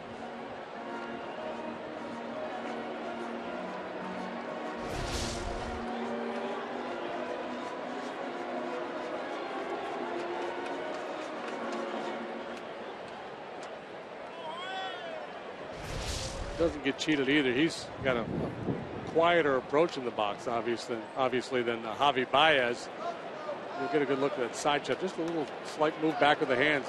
Get into that load position. Kershaw thought he had a strike there. At the backdoor curve. Take a look at our pitch tracks. Pitch to corner. Borderline. Could have been.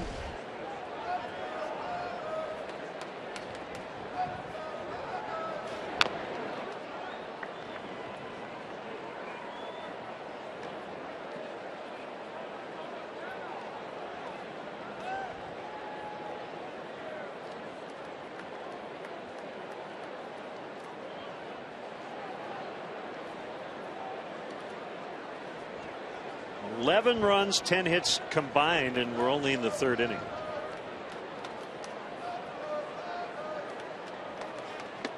Swing and a miss. He got him for the first out.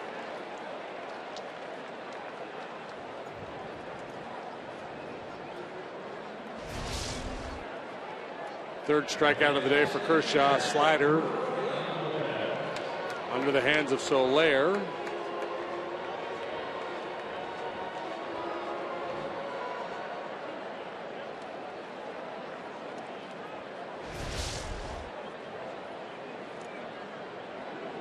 Lopez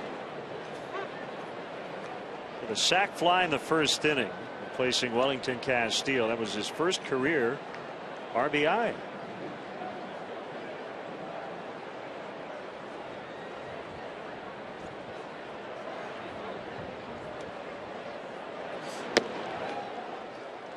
A good year down in the minor league. Split time between AA and AAA combined to hit 290, 17 doubles, 5 home runs. Drove in 51. 285 hitter in 61 games at Iowa with a 378 on base percentage. So willingness and an ability to take a walk.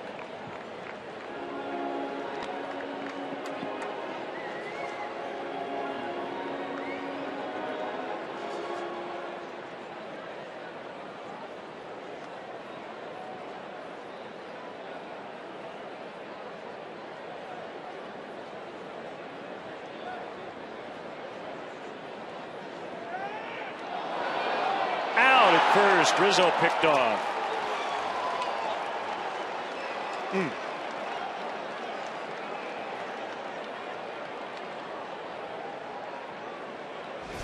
It's one thing to get picked off in a running situation, but this time he just gets caught flat-footed. Yep.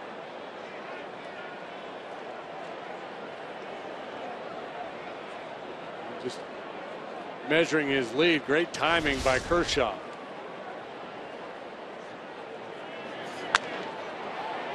And a base hit. Of course. Always happens after a caught stealing or a pickoff.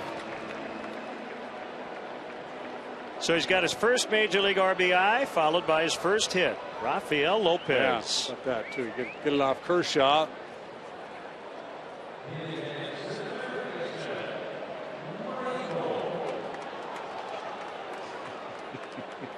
John Baker with the honors. A little switcheroo.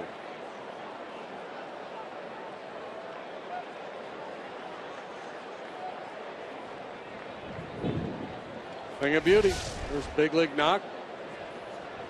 He's off the Cy Young Award winner.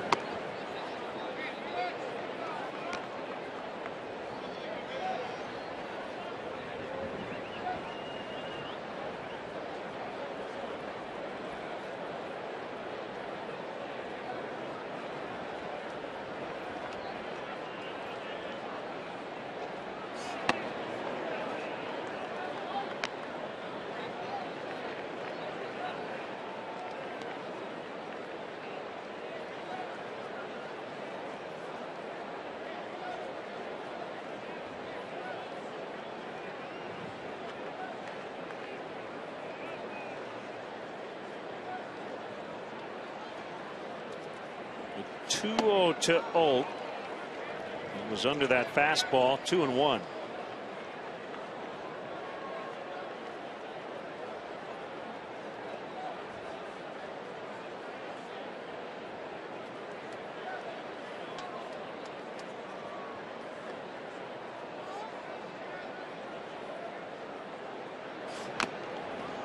Two and two.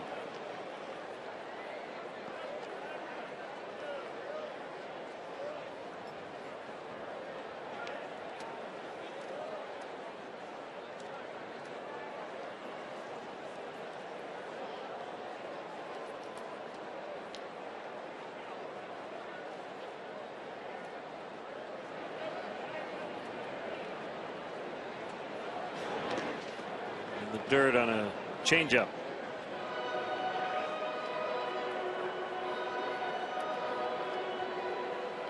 Dodgers got 6 in the first inning. The Cubs answered right back with 3 off Kershaw, who clearly has been off his game today. The Cubs with some really good at bats. A.J. Ellis has hit 2 home runs for the Dodgers.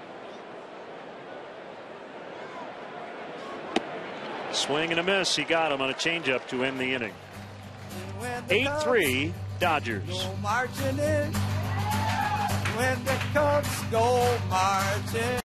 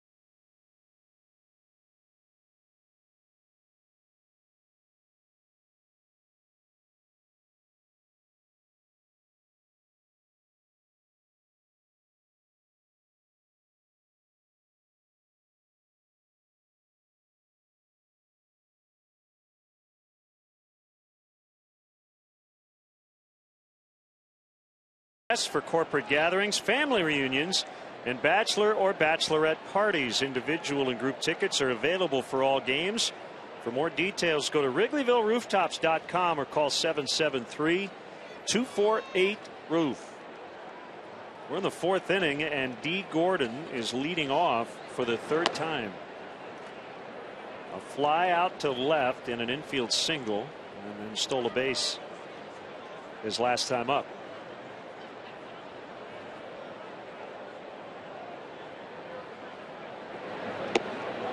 Getting tweets, why did they throw Lopez's ball into the stands? That was a switcheroo. John Baker has one in his hand, and someone, the umpire, whatever, will flip it to Baker.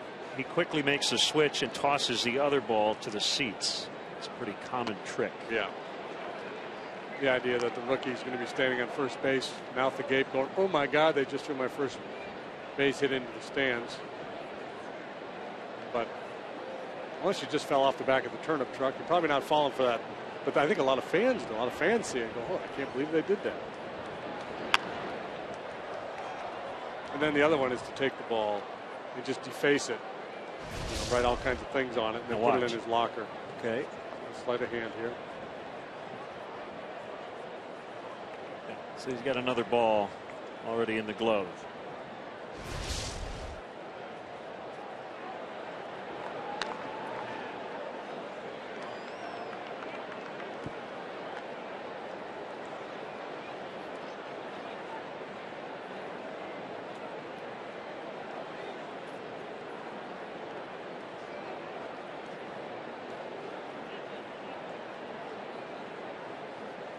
One and two on Gordon. Gordon. Rizzo will underhand. Jokic covering.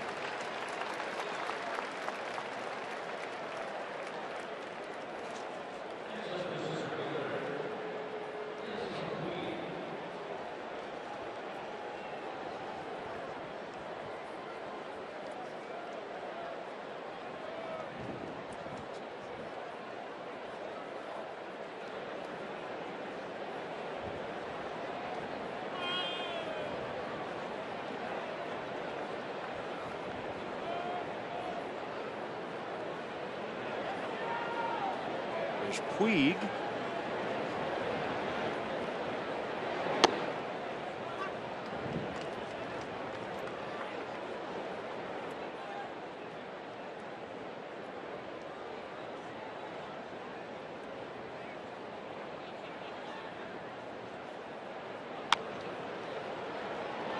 And down the right field line, Soler will go get it. Puig on his way to second. He's got a double.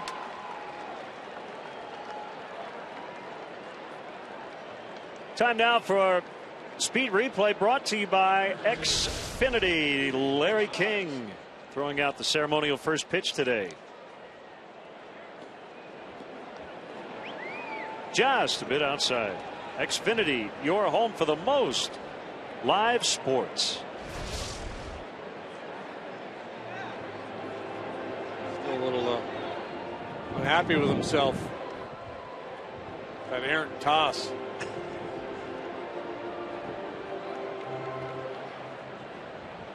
Very contemplative Larry King watching today.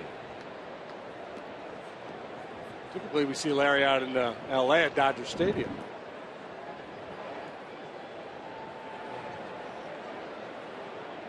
Gonzalez 1 for 2. We get second.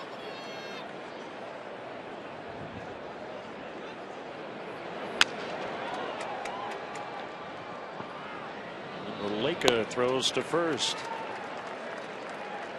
2 down.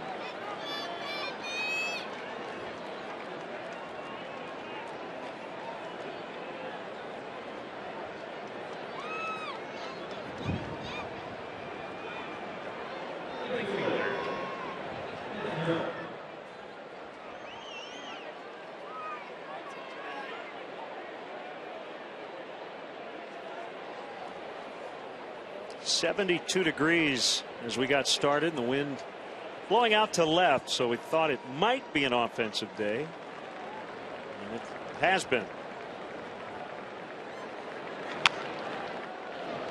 Kemp, a ground ball, backhanded by Olt. Strong throw, inning over. Bottom 4, 8-3 Dodgers.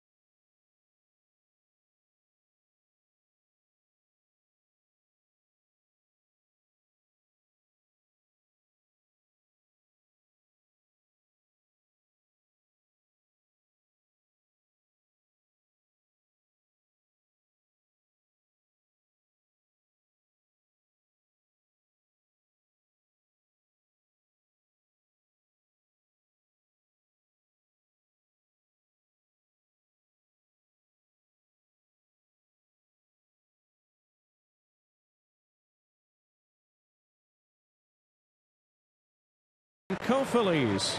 The Cubs and Bank of America thank you for your service, sacrifice, and dedication. And welcome, thank you, Sergeant John Kofilis. We also want to thank and welcome all of those watching today on Armed Forces Network. Enjoying a warm, breezy day here at Wrigley. Hope it's nice wherever you are around the world. The weather this week has been terrific. The Lake Jokic scheduled, although we might get a pinch hitter. High in the air, right field. And it drops.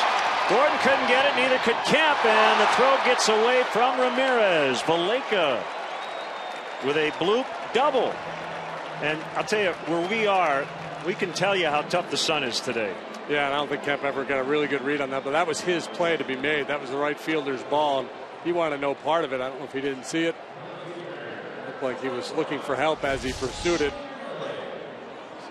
And a drifting, seeing if Gordon or Gonzalez has a beat. Break for the Cubs. See if they can take advantage.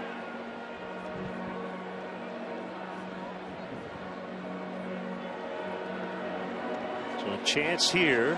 Bottom of the order, Lake coming up, and it looks like Matt Caesar will hit for Jokic.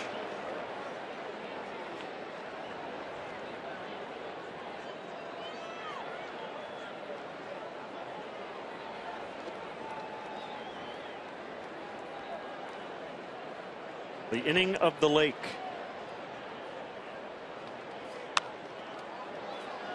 Foul strike.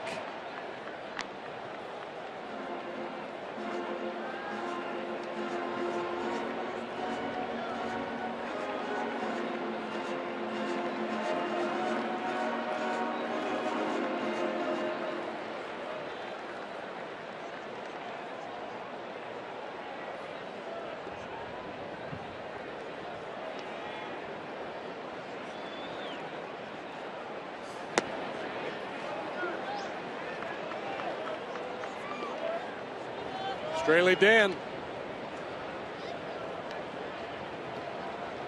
And what is now a rather quiet Cubs bullpen.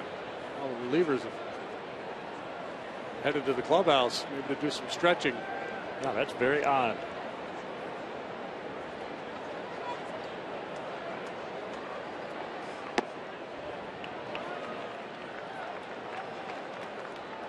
So Jokic, 3 1/3, 4 hits, 3 runs, 1 earned. Gave up an inherited run as well. 2 strikeouts, 2 home runs, both to A.J. Ellis.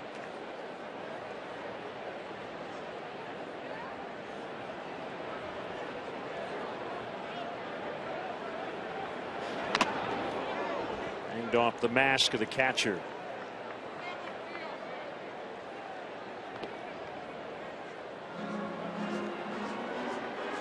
The other day, Jake Arrieta, his near no-hitter, had 1, 1, 2, 3 inning after another. So we got wondering, well, who's done that as a percentage more than Arrieta this year? And the answer, as you might expect, Kershaw and Cueto. And then Arrieta was third on that list. But Kershaw has not had a 1, 2, 3 inning yet today.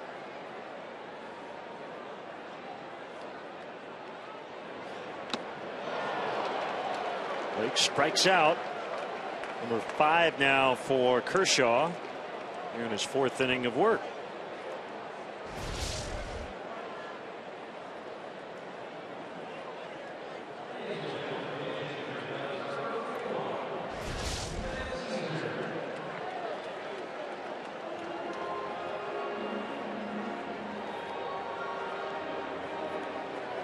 So Matt Caesar will pinch hit for Jokic.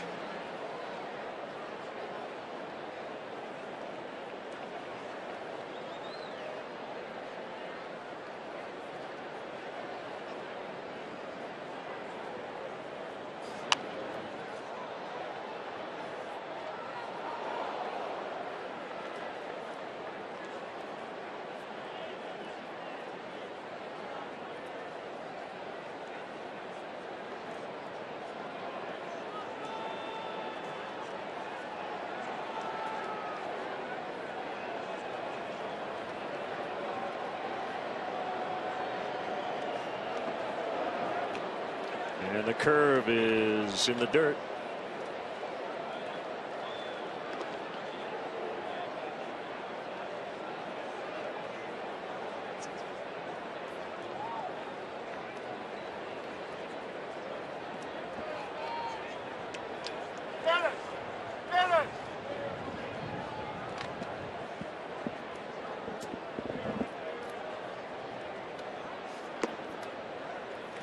Kershaw continues to, you can tell by his body language, he's fighting a little bit here today.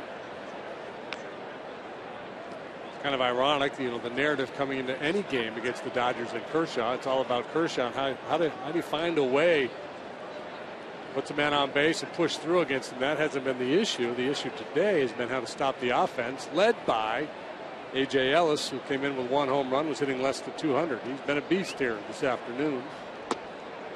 That's a strike.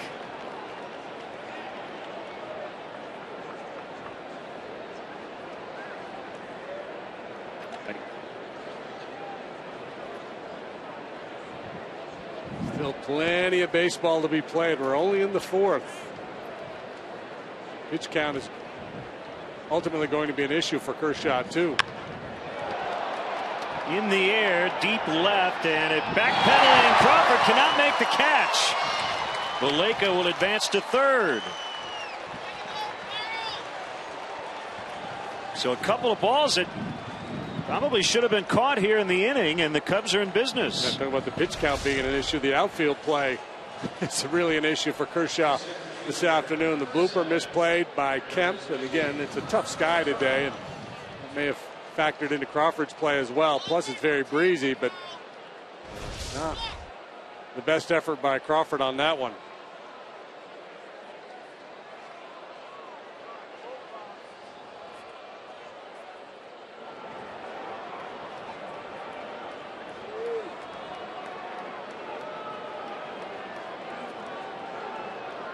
Alcantara the batter, and he takes a strike on a fastball. A left rib contusion is the early word on Wellington Castillo. He had to leave in the 1st inning.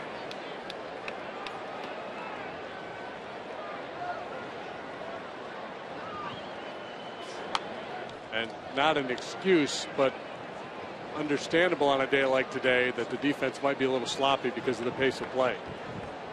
Tough to stay engaged on a day like today. And you have to. You get paid a lot of money to do it.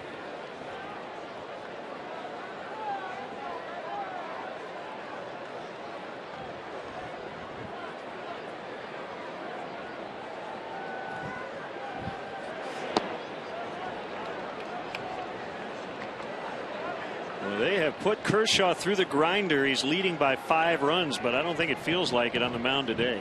No. It's not been an easy day for him at all.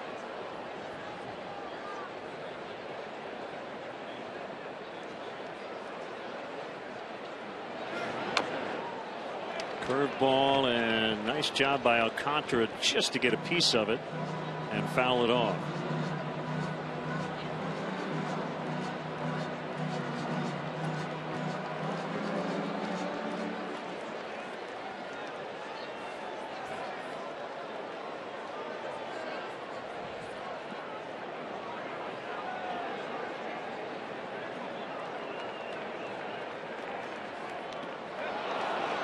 Alcantara strikes out, 2 away.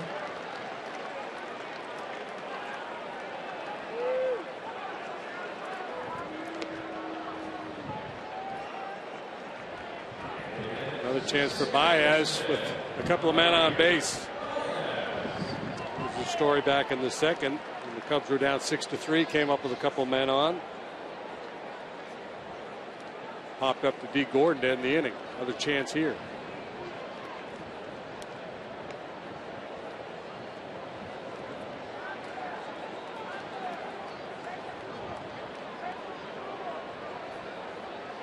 We've got a long way to go. We're only in the 4th. And at the knees on a fastball for a strike.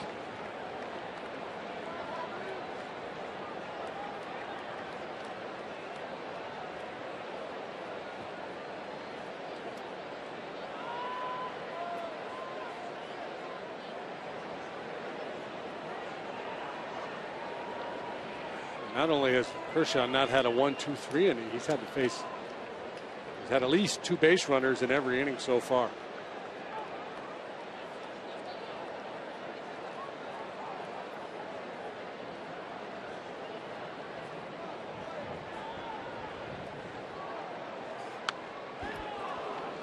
Big hack that time.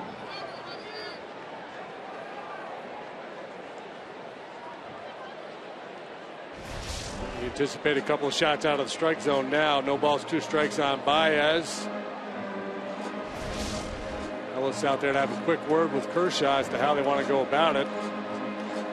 Breaking ball in the dirt, slider down towards that back foot, or perhaps an elevated fastball. All can be chase pitches.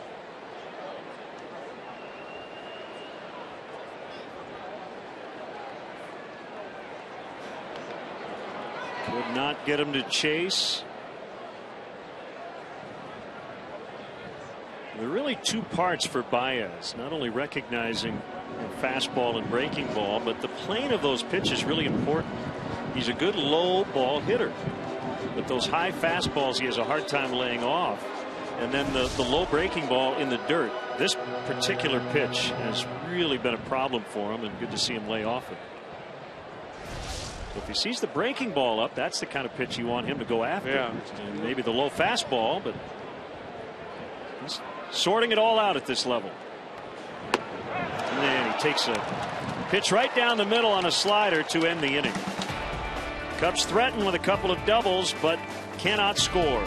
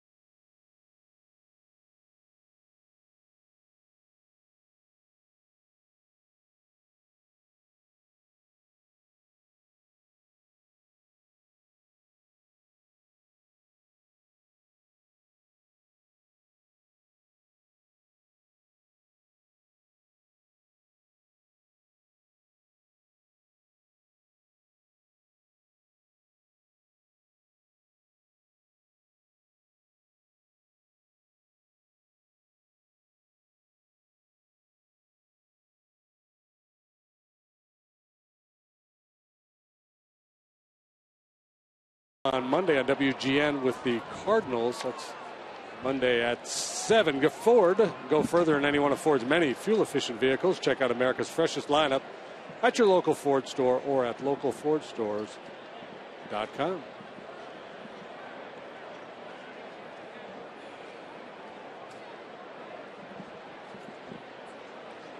Dan Straley will take over for Eric Jokic. Straley over from the A's in the Samardzija Hamel deal.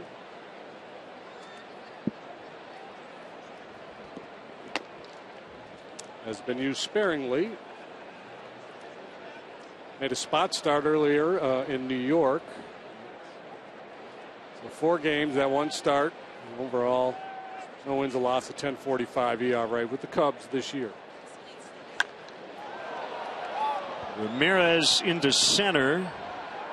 And Alcantara makes the catch.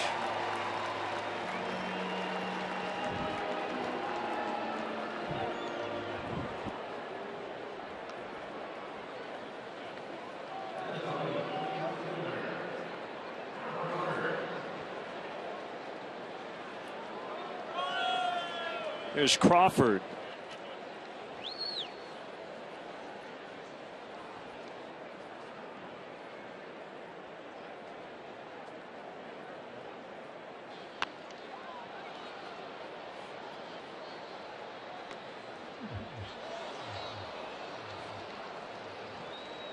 Crawford 0 for 2 today. A couple of ground outs. One to second, and then that funky one that bounced off Rizzo's leg to Baez for a 3-4-3 put out.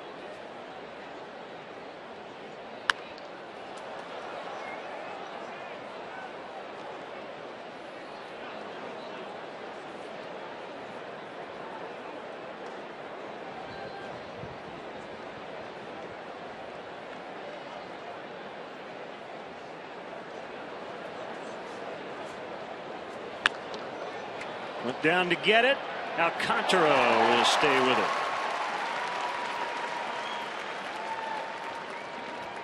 They get into the holiday spirit a little early and support Cubs charities by being part of our holiday tradition. Purchase your limited edition Chicago Cubs Christopher Radko glass ornament.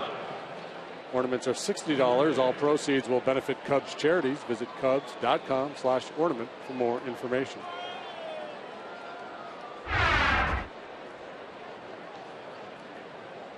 He better, swing better.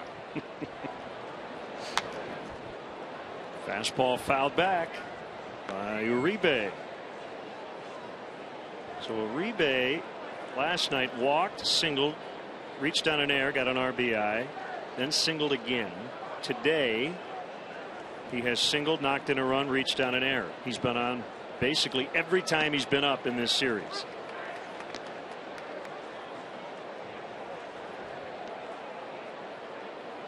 Two strikes on him.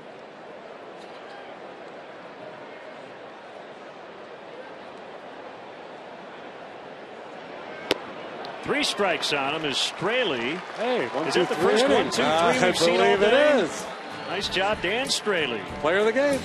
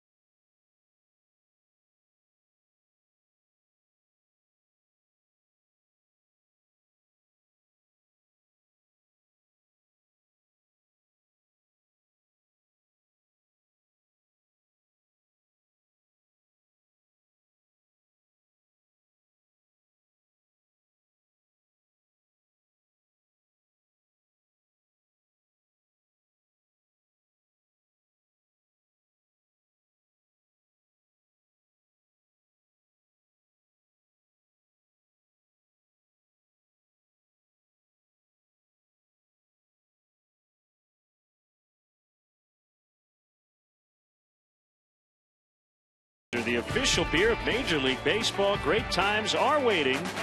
Grab some buds.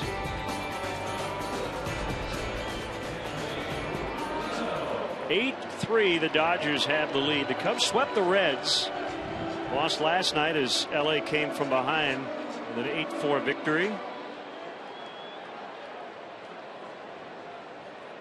And the Cubs doing their best to try to hang with Clayton Kershaw today. They got 3 in the first. They've had him on the ropes on a couple of other occasions.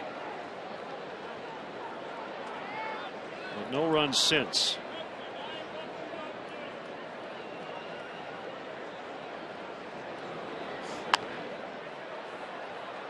Rizzo sends one in the air down along the left field line. Crawford will get to it.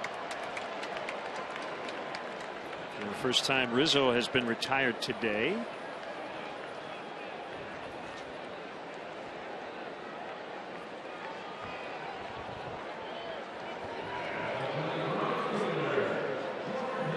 They've been in the red zone a lot off Kershaw today, but haven't been able to push through after that 3-run first. Gorgeous day. We're out on a Budweiser patio.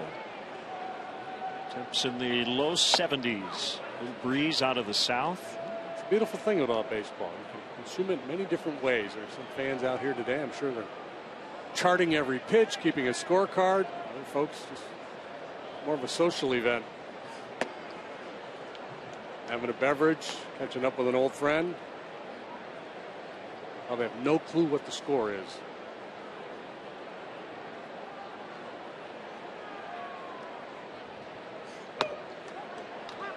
Strike called on Soler. It's 2-1. Those of us that are focusing are fully aware of the fact that it's a 4-3 ball game.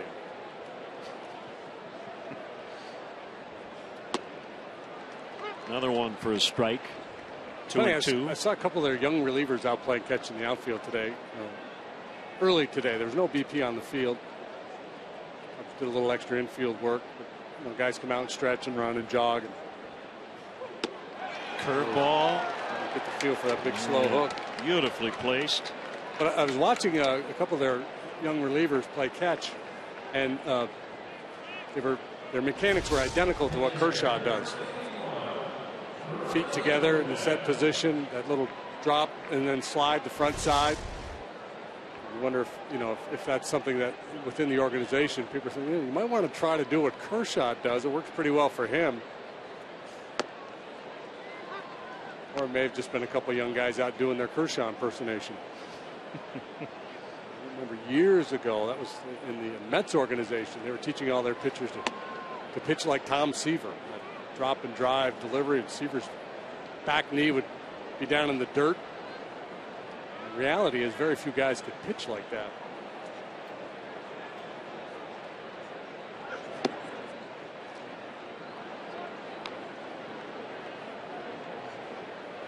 Would you say a strikeout to walk? 8 to, a little less than 8-1, I believe. It's 8-2 or 4-1 at this point. And as we mentioned a few innings ago, it was a 1-to-1 ratio. Yeah, I'm starting to use the red marker a little bit more frequently here in the last couple innings. Well, the thing you find, in small sample sizes, you will see things all the time in this game that are out of the ordinary, but over the long haul, usually a guy like Clayton Kershaw will do what Clayton Kershaw does. So while this line score, when he's done today, may not look like a typical Kershaw game, it'll be closer to it than it was in the first 2 innings. Does that make sense? Mm-hmm. Yeah. I mean, the way it was going early, it looked like he might not make it through the second or the third.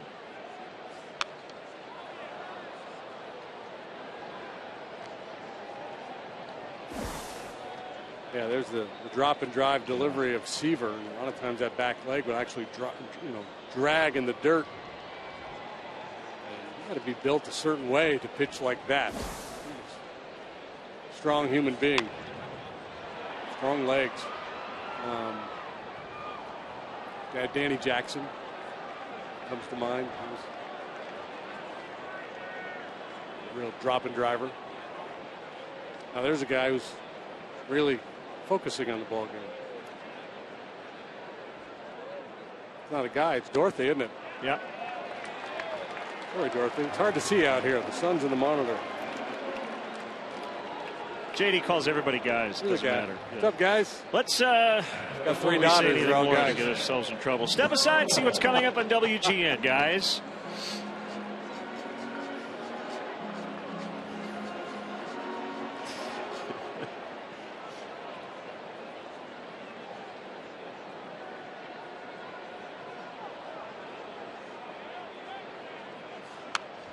Michael fouls away.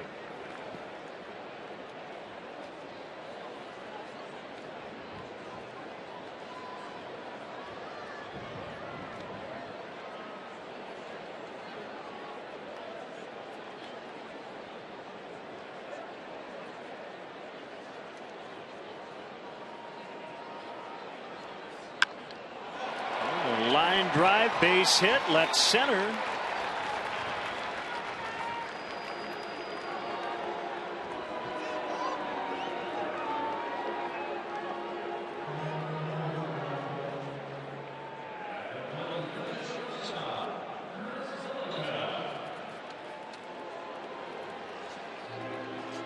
Well, the one thing about a Clayton Kershaw start, it usually involves 7+ innings. In the last 17 times out, he's gotten through at least 7. It's the longest streak since Mike Hampton did it in 1999. And that could be in jeopardy today. I think this might be it. There's somebody getting on the phone down here in the Dodger bullpen, so they're going to get somebody up. Obviously, he has to get through the 5th inning to qualify for the win. Chuck Krim, the Dodger pitching coach, or bullpen coach rather, and a former Chicago Cub. Slider strike. 4 walks for him today. I have 3. Sometimes I can't read my own writing. Contra, Lake, no, Lopez. Yeah. Rizzo was hit by a pitch. But he's only done that once all year. Walked as many as 3.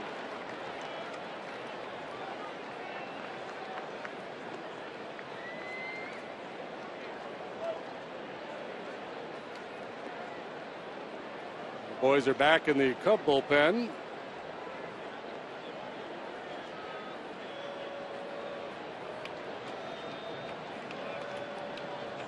And Schlitter loosening. He was in the ball game last night.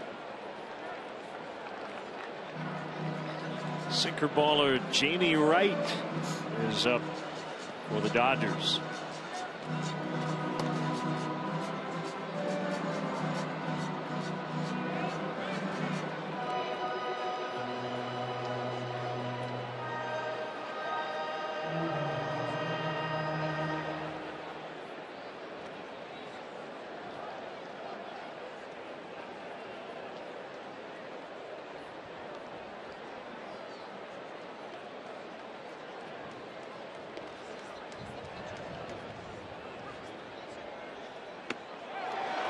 Curveball.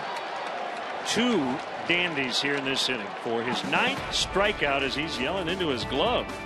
8-3.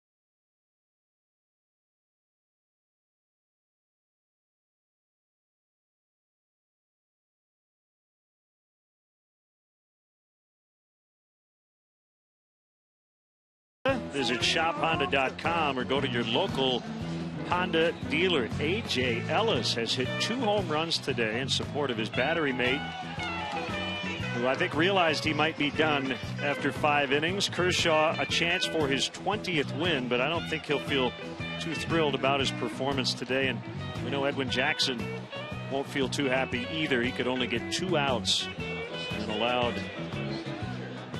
5 earned runs in the first inning. Edwin making his first start since August 20th, and you wait that long and you get back out there and hoping to turn things around a little bit here at the end of the season, and obviously that did not happen today.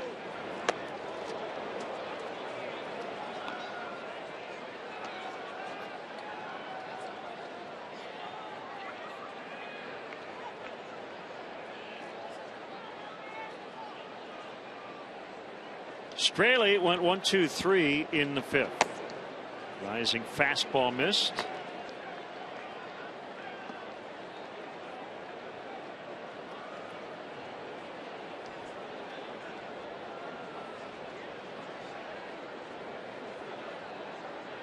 Pulled that one.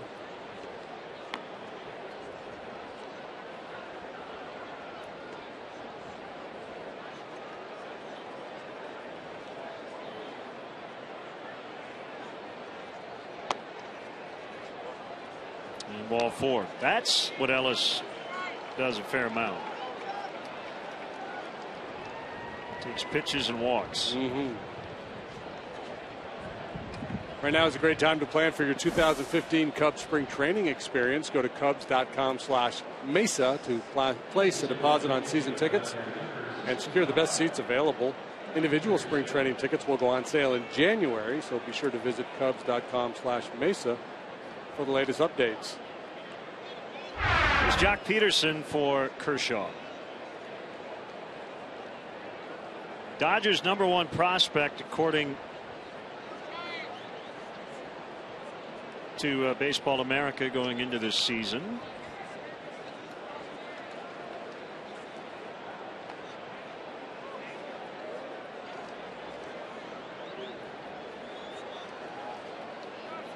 He was the 2014 Pacific Coast League MVP, the league's Rookie of the Year. Power and speed. Became just the 4th player in the history of the PCL to post a 30 home run, 30 steal season. The league's been around for 112 years.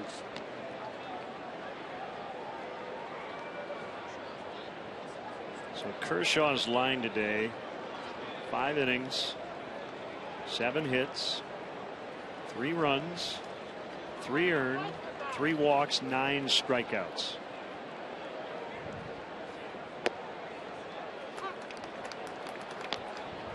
Left with a 5-run lead, but didn't look very happy about it. No, he worked hard out there today. Just was not sharp early, and took him a while to hit his stride.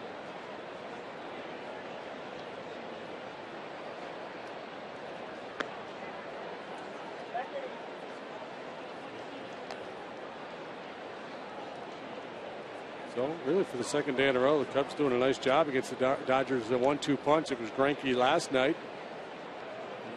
We talked after he came out of the game. Had we, asked Renteria before the game if you get Greinke out of there after 5 and he's allowed 4 runs, would you take it? And I'm sure he would say absolutely. And the same thing for Kershaw here today. The change up to get Peterson. Cubs today announcing an agreement with Eugene, Oregon on a new player development contract. So the club's Single-A Northwest League affiliate is now in Eugene as they move from Boise. Cubs now in South Bend in the Midwest League, and they have moved to Myrtle Beach at High A. At the Sally League. I don't know if it is. Carolina League, does that still exist? Yeah, Carolina League. No, that's Double-A League. Carolina League's a Double-A league now? We've been out in the sun too much. Used to be an A-ball league, but I'm old. No, you're right. I was thinking the Southern League itself. Just think if we had to contend with, back in the day when there was Class D ball.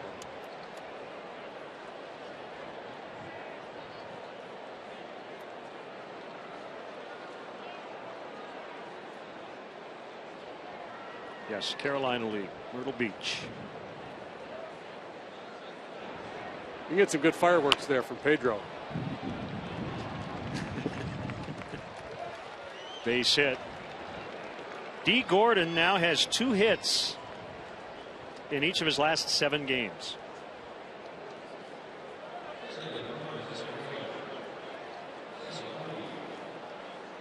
Two and exactly 2, right? Exactly 2. Exactly 14 2. hits over 7 games.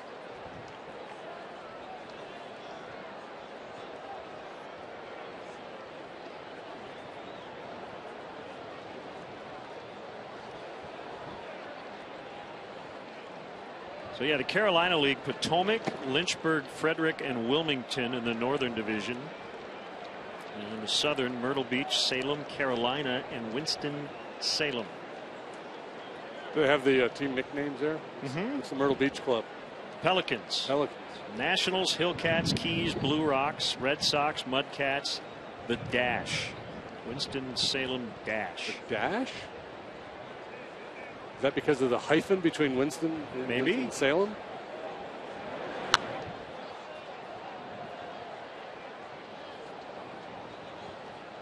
Or maybe there's a NASCAR race there called the Dash.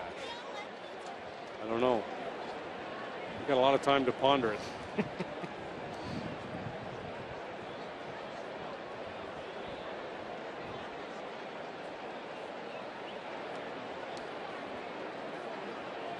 One thing that's changed over the years, the minor league affiliates have gotten very clever in their marketing with some of the team nicknames. Used to be you'd find a lot of the minor league clubs would just have the big team, like the Daytona Cubs.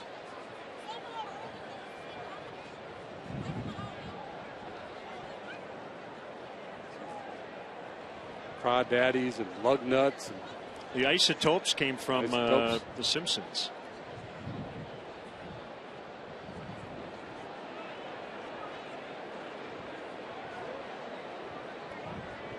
One strike on Puig. And the sinker is low. I like what you're thinking. The Winston. The Dash? Yeah.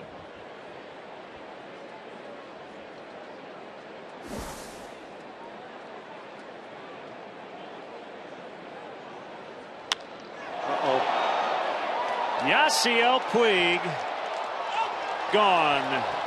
3-run shot, 11-3. Yikes. That was a blast. This lineup from the 7th inning of last night's ball game through that swing of the bat has been relentless.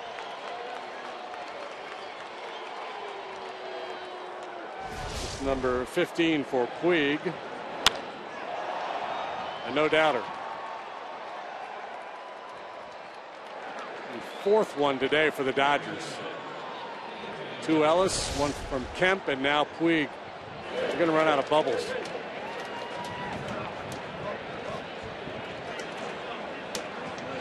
Kemp, Ellis twice, now Puig. Gonzalez now with the bases cleared.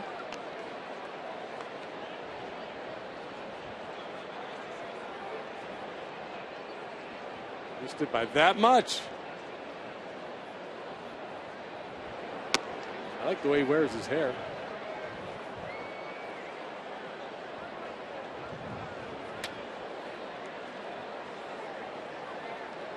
What's the protocol for turning off the bubble machine? How big of a lead do they have to not blow the bubbles?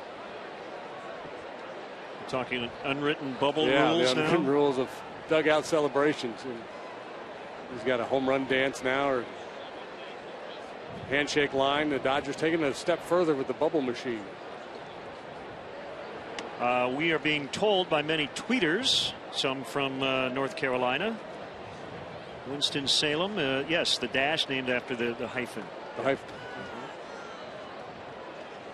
There's the bubble machine. Yeah, they're going to have to send the one of the bad boys out for more of a soap here. The way this is going.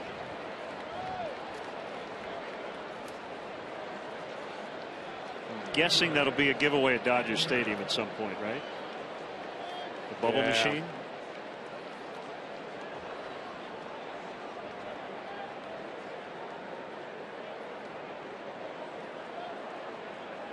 So Gonzalez walks.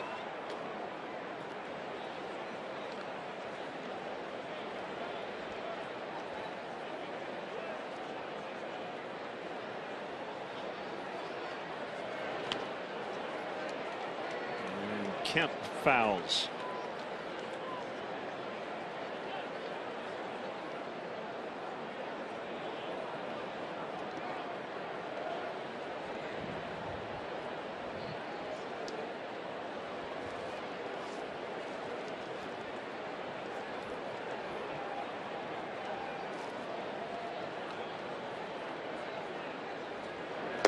Swing and a miss on a good slider from Straley. So that is our vantage point from the patio, the Budweiser patio and right. Great spot.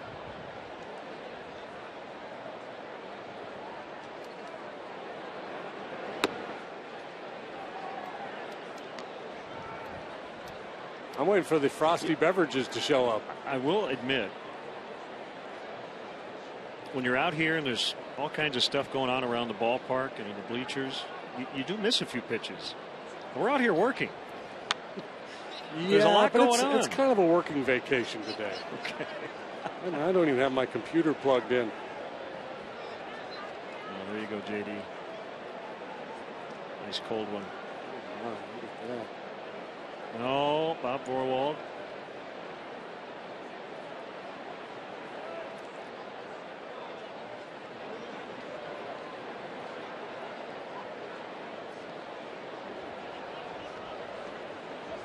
Here it is. Ground ball back up the middle into center and a base hit. Gonzalez on his way to third.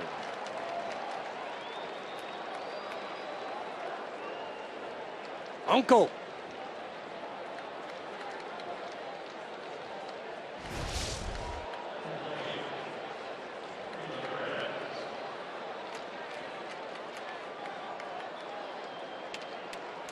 Well, the Dodgers, as they contemplate the postseason, obviously feel really good about the top of their rotation with Kershaw and Greinke. Question marks beyond that, so they're going to probably lean more heavily on this lineup than maybe they anticipated. And right now, they're hitting on all cylinders.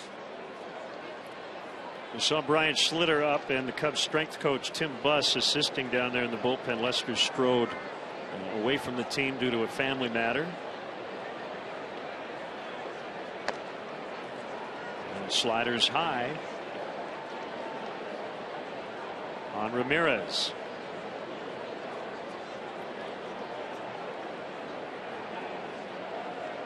So if you had a chance to name your own minor league team, what would you call them? Screaming Yellow Parakeets.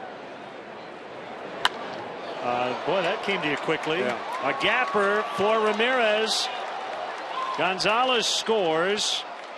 Kemp's going to be stopped at third. Lorenzo Bundy, I think, calling off the dogs here with a 9-run lead in the 6th.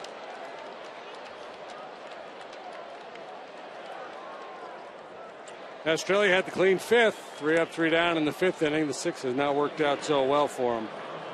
That'll be it for Straley. This has been a fairly common occurrence here in the last couple of weeks. Games that are competitive early and just kind of blowing up late. So 12-3, we'll have a pitching change as Brian Schlitter is coming on when we come back.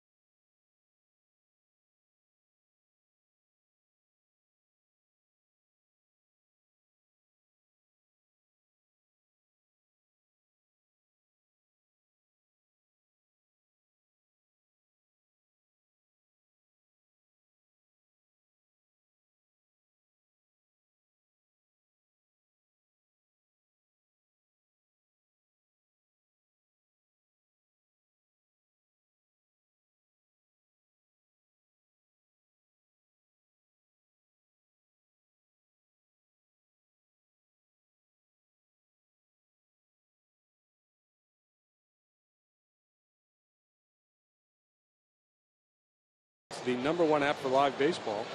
Enjoy a live look-ins, replay reviews, scores, live radio broadcasts, the MLB.TV game of the day, and more. Get at bat for your smartphone or tablet on the App Store or visit MLB.com. Here's Brian Schlitter to face Carl Crawford. 2/3 of an inning last night, a couple of hits, a walk. Make that a run, 2 walks.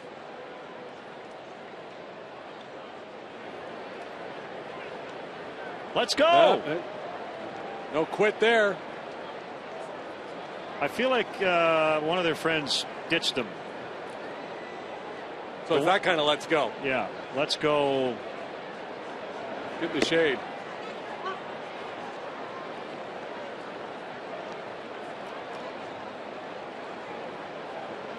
Yeah, it was the friend that had the ... sign.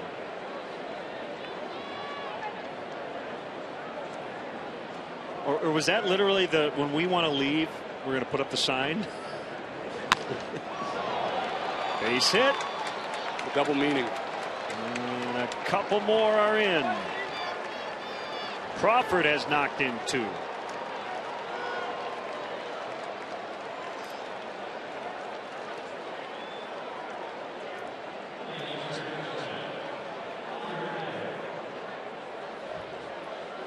(14-3). Uribe will be the 9th hitter of this 6th inning. It'll be the 3rd time in these first 2 games of this series that the Dodgers have batted around.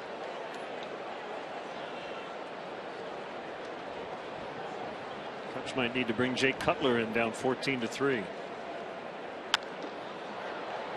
Uribe, shallow center. Alcantara, 2 outs.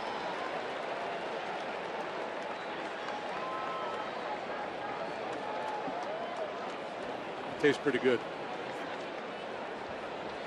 Got a nice Budweiser. Yep. Some peanuts. We're gonna spend a day out in the sunshine at the ballpark.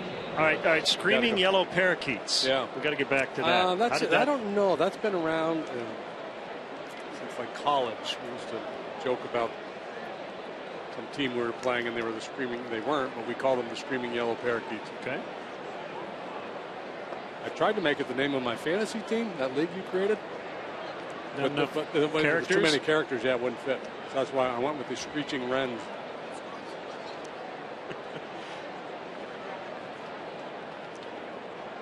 How about you? You got a fantasy, or if you were the general manager of a minor league team? I'd have to think about it. That would depend on where you were, right? Yeah. Try to do something regional. Mm-hmm.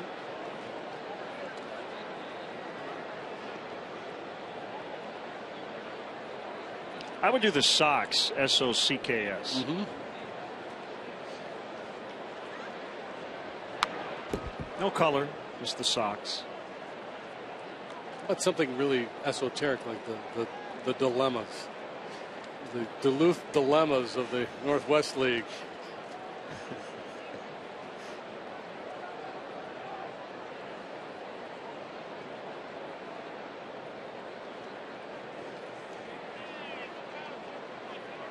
Two strikes on A.J. Ellis.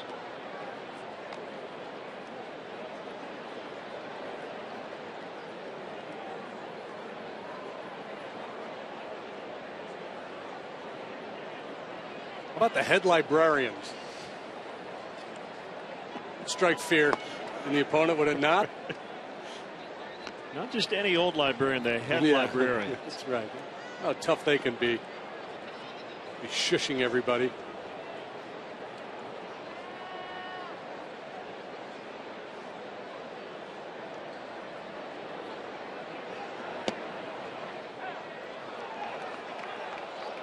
So Schlitter with the strikeout, inning over. Dodgers lead 14-3. We all live in a screaming yellow parakeet.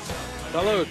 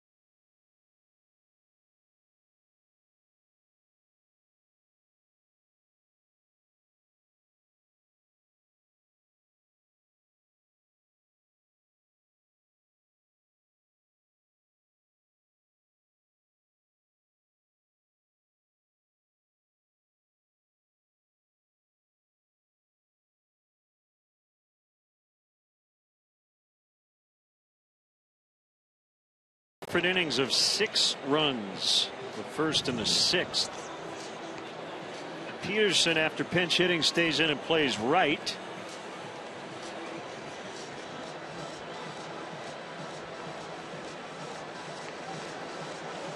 Jamie Wright takes over on the mound for the Dodgers. He's been around a long time.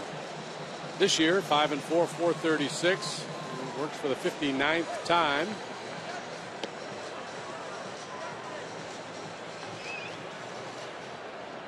Sinker, curveball, among his better weapons. He's had a long major league career. He began it as a starting pitcher with the Rockies way back in 1996. This is his 19th big league season. And it's amazing because you would think if most guys that play that long in the big leagues at one time or another were just dominant, right? Right. That's never really been Jamie Wright. He's just been a guy, but he's been, able to survive and pitch. Some good years, some not so good. Obviously, he's stayed healthy. He's always had a ton of movement on his two-seam fastball. In fact, I'd say early in his career there were times when he had too much movement. He just walked too many people. And as you get older, you learn how to control it a little better. There's a breaking ball. And it's ballooned out into shallow center for a base hit. Junior Lake.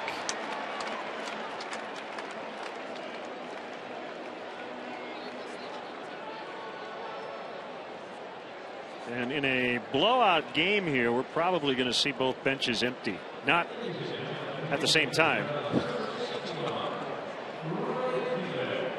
And for angry purposes, but we're going to see a lot of bench players get into this game. Unless the Dodgers keep cranking that bubble machine, then we might have problems. So here's Ryan Kalish. Batting in the 9th spot.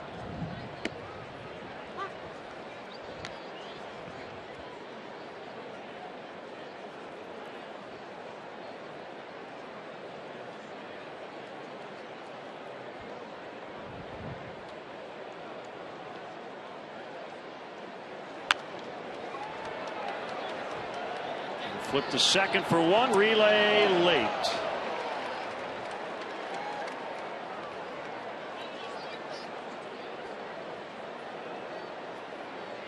Pretty slow to get a double play. That's a slowly hit ground ball.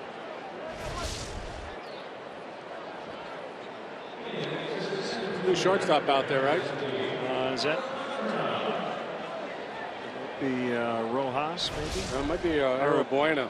Arabuena. That was pretty slick. That's why he was awfully quick coming across the bag. He made that closer than I thought it would be. Arizbel Arabuena. Say that backwards, Harry.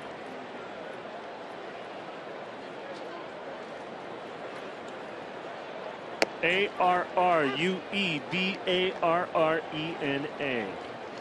Arabuena. Oh, I keep saying it wrong. Yeah. Arabuena. Arabuena? Arizbel? He's Arizbel. He's from Cuba as well. Cuba's starting shortstop in the World Baseball Classic in 2013. Teammate with Yasiel Puig with Cienfuegos, Cuban national team, league, division, conference.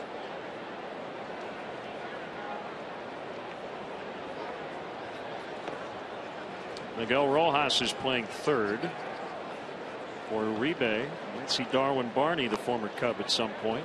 Here's Rojas. Man, I get Barney into this game, don't they?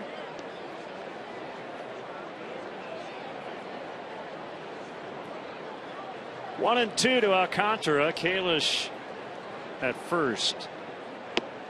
Breaking ball. Strike three call. Good curve from right. 2 away. Darwin might get a start before this series is over.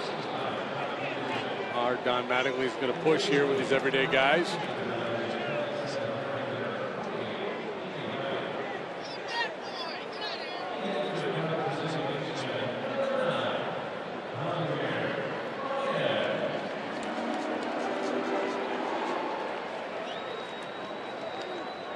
Mattingly had an outstanding major league career. Cut short a little bit with some back problems. High average hitter, tons of doubles. Did you read the Sports Illustrated piece on him earlier this year? I don't believe I did. Here's what we discovered from that excellent article. I wish I remember who wrote it, but Mattingly became such a good opposite field hitter because when he was a kid,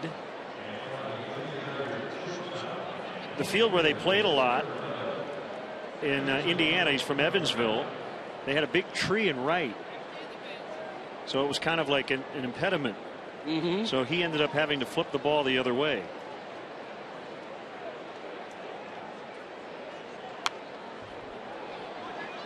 And yeah, that was his game. He hit all fields. He was fun to watch take BP because it was a process. He'd go in there, just line the ball the other way, up the middle, then pull a few, the first round, and then get back in the cage and start to swing a little bit harder and turn on some balls. But a real solid pro.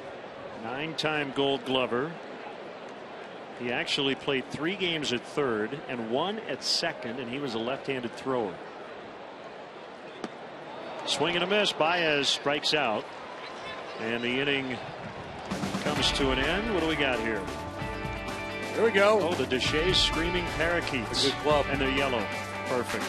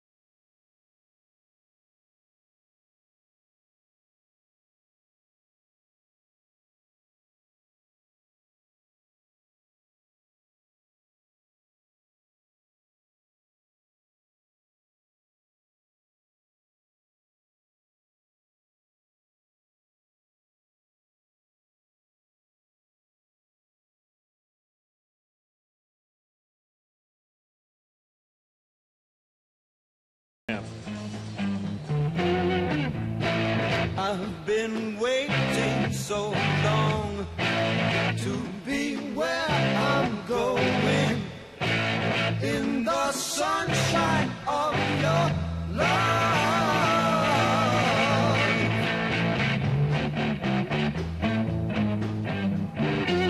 I'm with you, my love, the light shining through on you. Yes, I'm with you, my love. It's the morning and just we two. I'll stay with you, darling, now. I'll stay with you till my seas are dry. Cream. Sunshine of your love. From the Budweiser patio. A WGN Cubs fan cam. New right side of the infield. See them all turned around. Logan Watkins now playing second. Chris Valleca goes to first, so Baez goes over to short.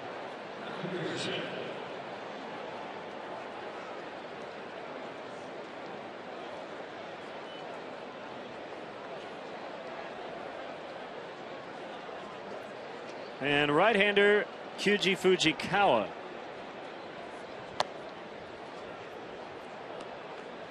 Ball 1 to Peterson.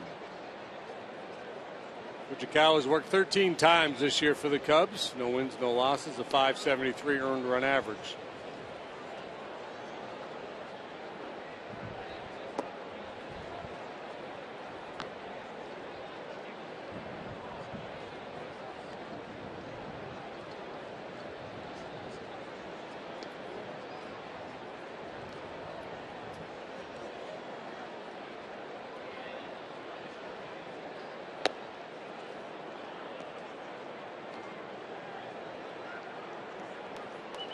First joined the club this year. He had surgery last year, and he's worked his way back through the minor leagues. And when he first came up, he was kind of 89, 90, but fastball's picked up a little steam here in recent outings.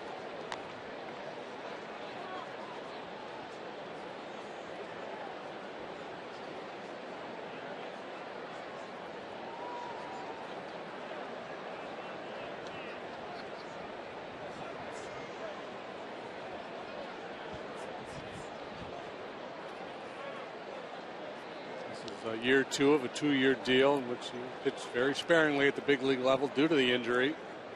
Not sure what the future holds for Fujikawa. Ball 4 and tight. Not sure what his intentions are, if he wants to try to make a go of it in the States next year or not. Try to get the inside corner, just missed there. Another base runner for the Dodgers. 4th time Puig has been on today.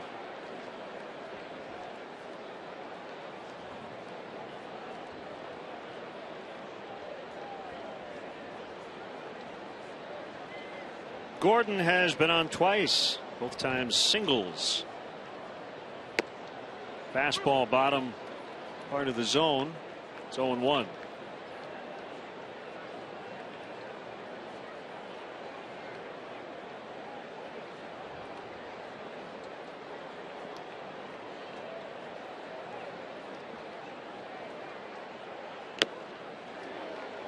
I said Puig, didn't I?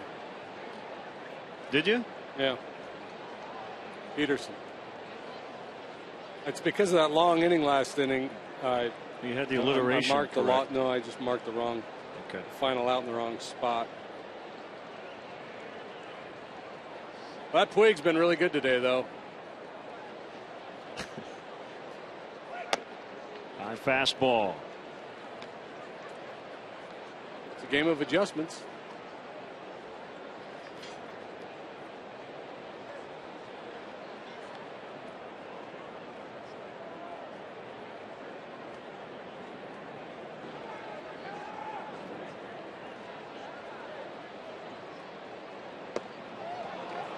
Chased a breaking ball. One away.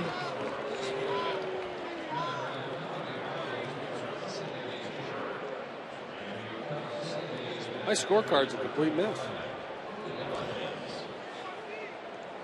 Who made the last out for them last inning? Okay. Ellis struck out looking. Ellis struck out. Got that in Peterson's spot.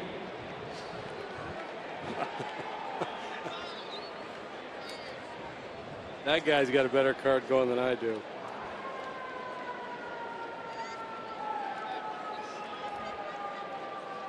There's Puig. What else you need? I'm good. Okay. I think I'm caught up. Sounded like he broke his bat as he bounces into the 4-6-3. Timeout for the 7th inning stretch with WGN Radio, brought to you by Budweiser. Take me out to the ball game. WGN Radio's Pete McMurray, Nick DiGilio, and Penny Vasquez.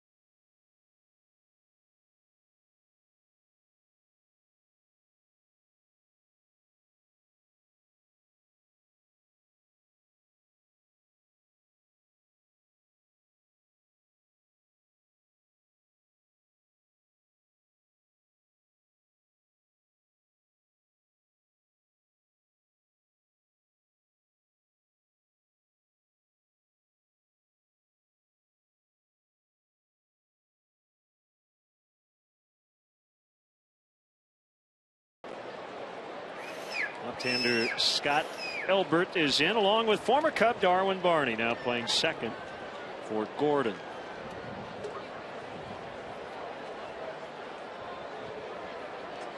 A little bit of a weird feeling for Barney to go out there and man second base in a different uniform. Scott Elbert, he had surgery last June, Tommy John surgery. He has not pitched a whole bunch. 3 games with the Dodgers this year. 2-1 now on Watkins, getting his first at bat. Worked his way back through the Dodger organization this year, pitching at 4 different levels since he rehabbed. He was 0-3 with a .585 in 24 games, a couple of starts.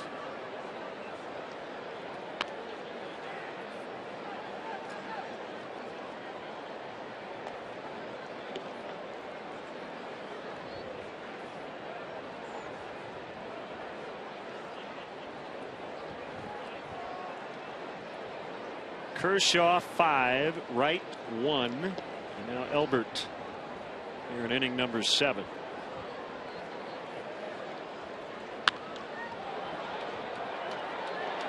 Puig will make the running catch in right center.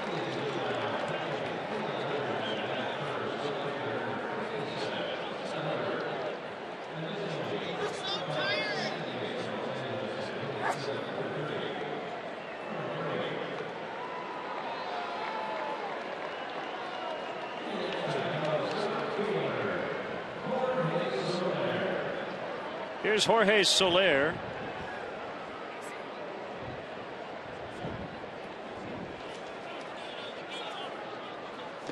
One for 3 with an RBI triple and a run.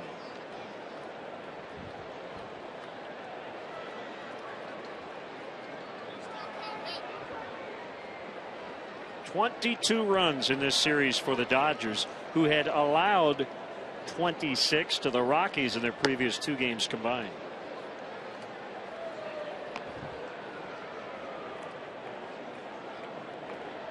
And they came into this series averaging just under 5.5 runs per game in September, so up over that mark now.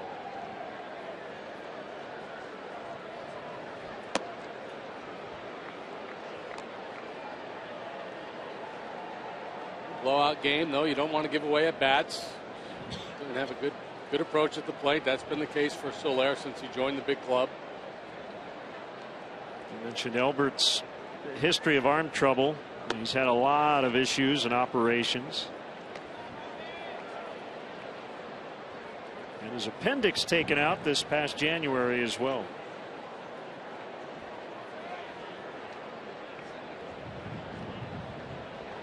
Do you still have yours? As far as I know. Oh, you know if you had it taken out. Assuming I had one to start with, yeah. Yeah, I do. Are you sans appendix? I am without my appendix. Yeah, I would say about 5 years ago.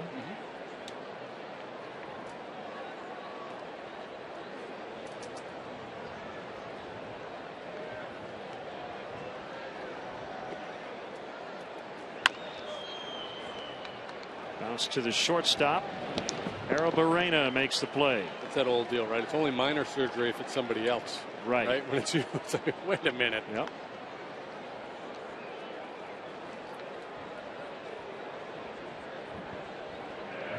Yeah, I had the classic stomach ache. Woke up in the middle of the night, thought, it'll go away in the morning, and it didn't go away.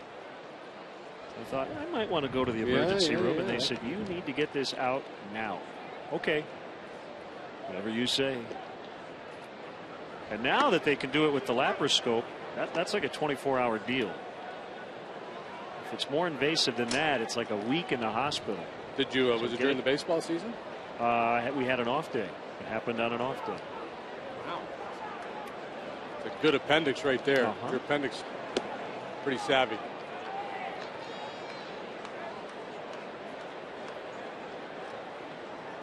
Still have my glossary, but no appendix. That would be. There was could be a good minor league name. The appendix. The appendi. The appendices.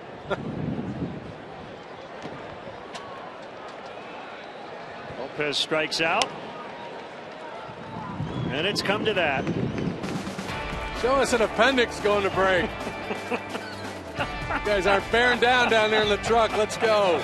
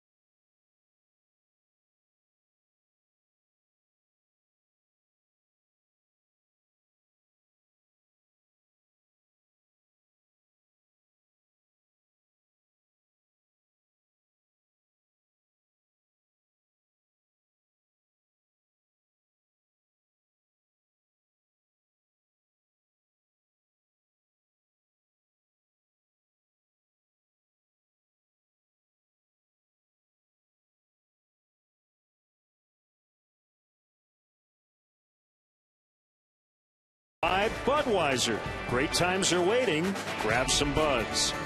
Ford, manufacturers of America's best-selling brand. Check out our best-selling lineup at your local Ford store or online at localfordstores.com. And by Xfinity, your home for the most live sports. More changes as Chris Coughlin comes into play left. That moves Lake from left to right. And southpaw Zach Rosscup will do the pitching. Third of an inning last night. Faced one batter, struck him out. Step in the right direction. Overall, the number's not good for Zach at the big league level this year, primarily because of control issues. Scott Van Slyke will bat for Gonzalez.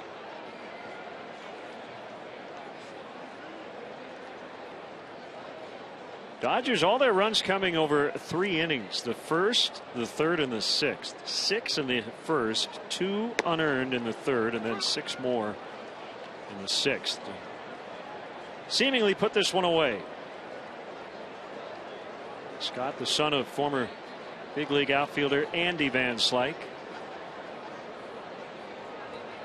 And another guy would be getting a lot more playing time on another club. Yeah, he's a solid contributor. Slugging .515 with a .379 on base average. Just over 200 plate appearances.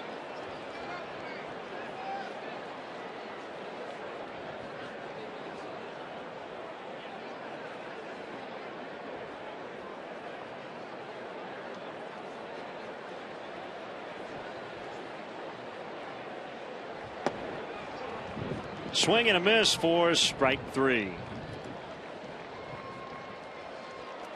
So most of the ballpark in the shade. We're still in the sun here in right in the Budweiser patio. Oh, you got the 80s collar up. I like it. I'm trying to protect the neck a little bit.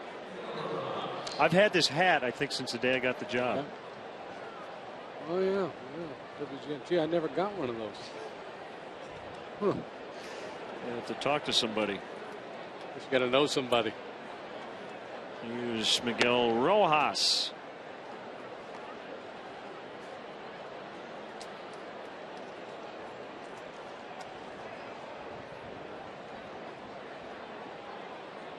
We saw Van Slyke there. Fathers and sons, a theme with his Dodger team. Dee Gordon, the son of Tom Gordon.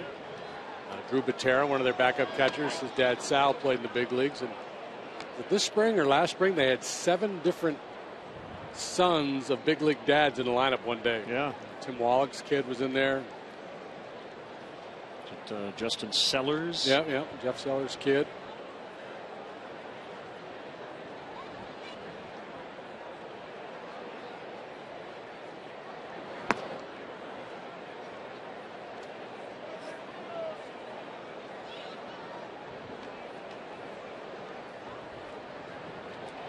Three and 0 on Rojas. Arozarena on deck.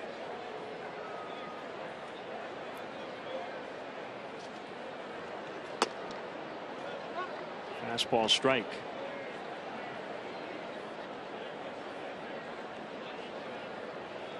I will say that it's kind of fun to be out here and just changing our perspective. We're obviously usually up behind home plate. We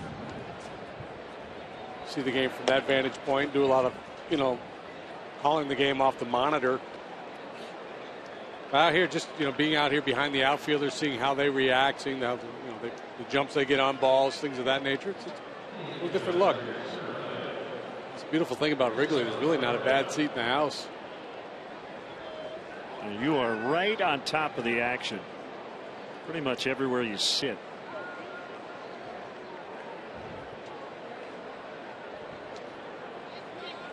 So Rojas walks. Arozarena takes ball 1.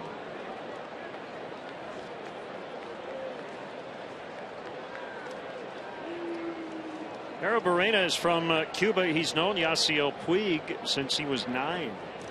Defected from Cuba to Haiti last year. And this year signed a 5-year, $25 million contract with the Dodgers.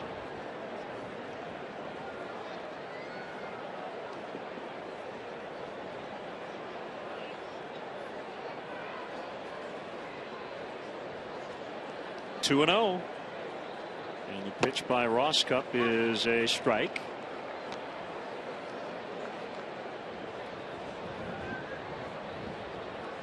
It's funny that the 2 iconic parks that are still around, Wrigley Field and Fenway Park, and I'm sure Dodger fans may be watching somewhere around the country going, what about Dodger Stadium? Yeah, I mean, it's been around since the 60s, but the other 2 parks are around for a century. And a lot of the ballparks that have been built in the last 20 years have tried to kind of replicate this, but I don't know if he could ever quite replicate this particular ballpark. As Arozarena strikes out.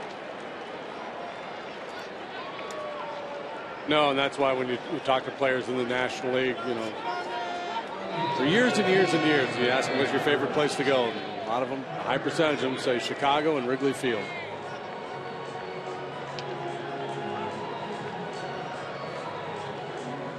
Roger Bernardina is going to bat for Crawford.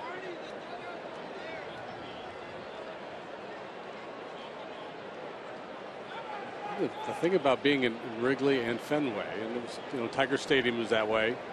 You feel part of the family of baseball, the link through the years, the history of the game.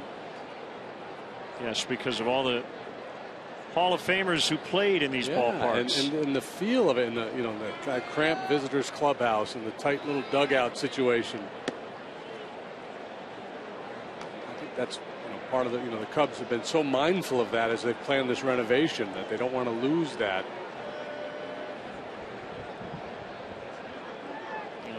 The link between Frank Chance and Honus Wagner, and Christy Mathewson, and Babe Ruth, and Rogers Hornsby, and Ernie Banks, and you just keep going forward. And all those guys played in this ballpark.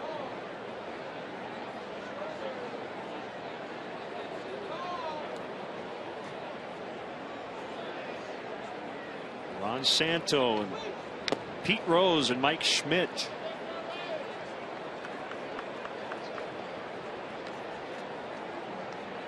And Sandy Koufax. And I think for those of us who weren't the star caliber players, it even means more to be part of to be linked with that say, man, I walked on the same field as Willie Mays. The 2-2 to Bernardina is a strike on a good breaking ball to end the inning. All the outs, strikeouts here for Ross Cup in the 8th.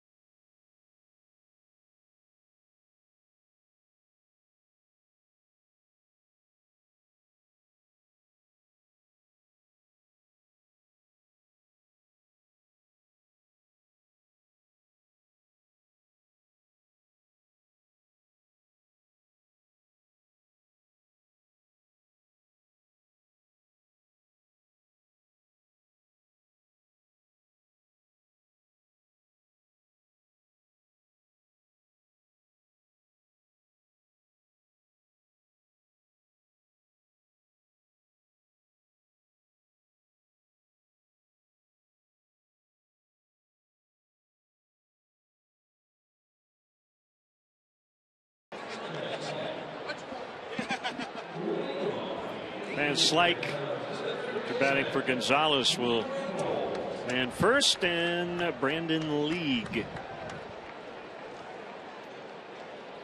Numbers pretty good for League.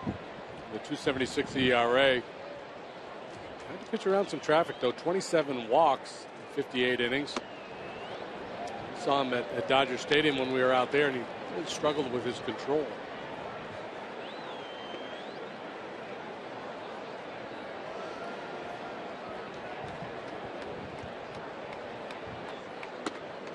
Holt, Leka, and Lake. If you're looking for a soft spot in this Dodger club, I think it would be late inning relief before Jansen. The closer's been really good. The setup situation's been a little dicey for them.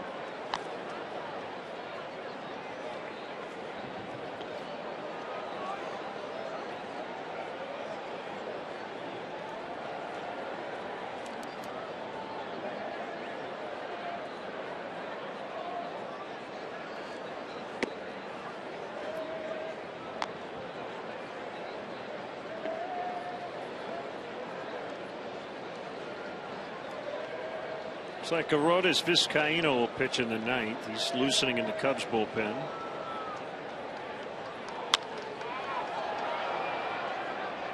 Center field, Puig still in the ball game, and he's got it.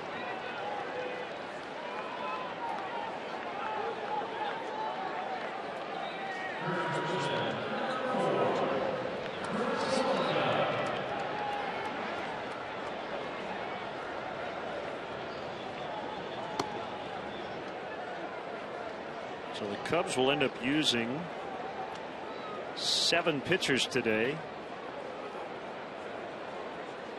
And the starter only able to get 2 outs. Edwin Jackson coming off the DL.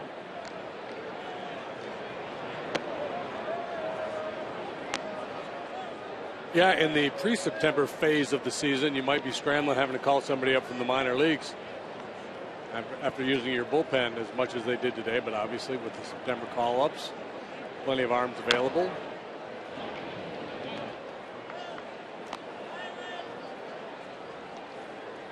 Noon game here tomorrow, and it's Felix Dubront against Roberto Hernandez.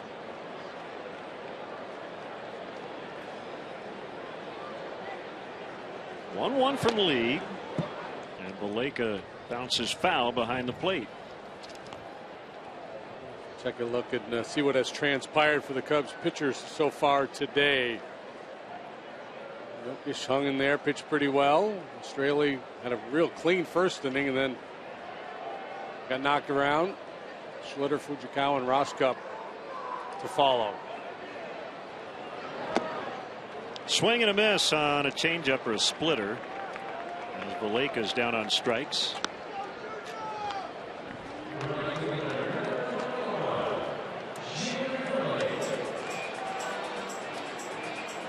Cubs have struck out 13 times today.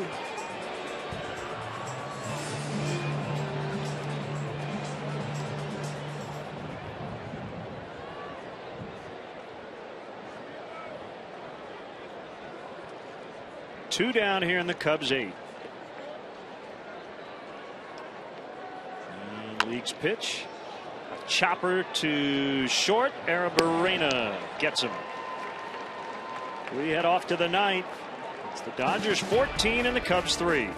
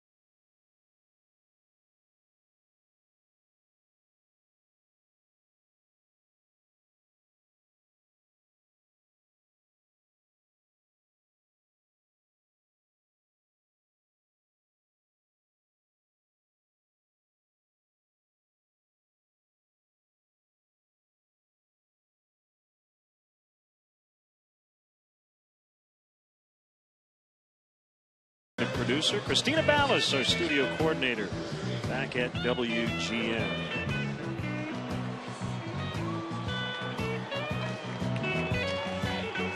Jim Tianis lurking behind us. Hi, Jimmy.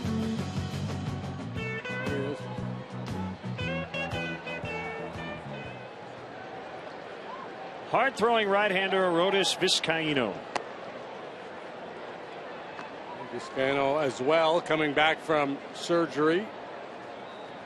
And 3 games here with the Cubs so far.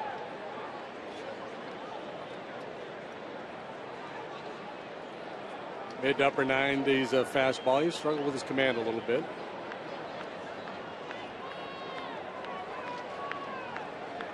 Here's Darwin Barney.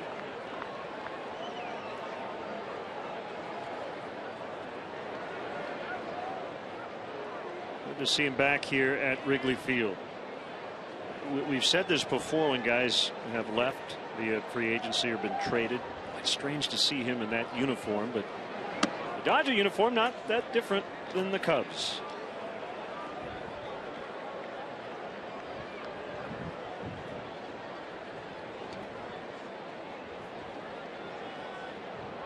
Darwin, a 4th rounder of the Cubs in 07. Made his big league debut in 2010. Traded to the Dodgers on July 28th for a player to be named later. The player became Jonathan Martinez, a right-handed pitcher. He finished this season at Kane County.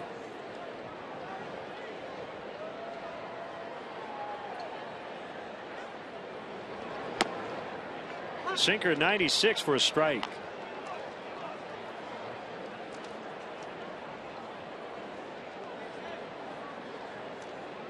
And I think Darwin's a good fit on this Dodger ball club. Terrific defender up the middle. We know that. Yeah, it remains to be seen going forward whether Darwin Barney is able to claim, a role somewhere as an everyday player, but he's such a good defensive player. You could see him staying in the big leagues for a good while as a backup, a guy who can play a lot of different positions.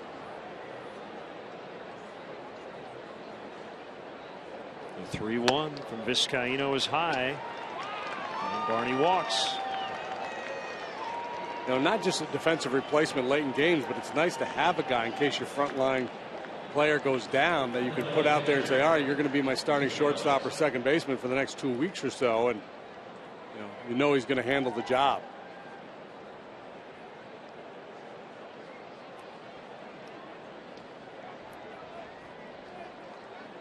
Still one of the best gum chewers in the big leagues.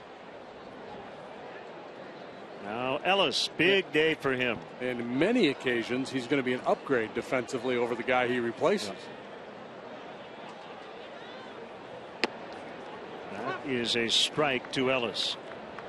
2-run homer in the first off Eric Jokic. Another 2-run blast in the third off the lefty. That might be your screaming parakeet. No, probably not. Prancing pigeon.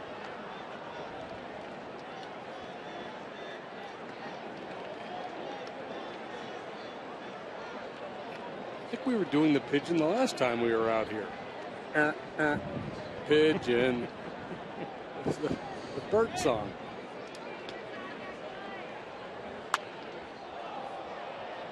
Emergency hack by Ellis.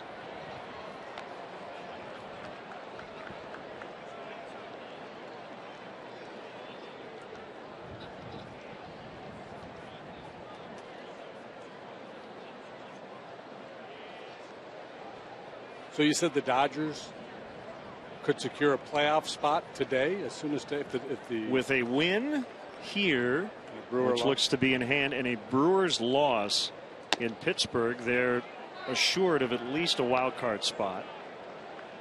And a win today would get their National League West magic number down to 7. With the Giants in San Diego tonight.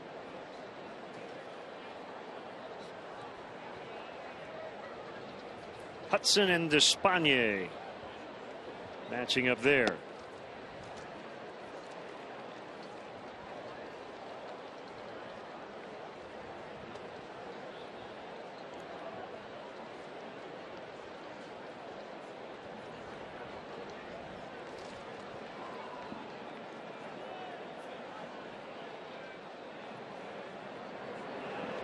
Swing and a miss, strike 3. Got him on a slider. The Pirates have played the best baseball in the Central Division of late. They've won 8 out of 10, 12 out of 14, something like that, 4 in a row.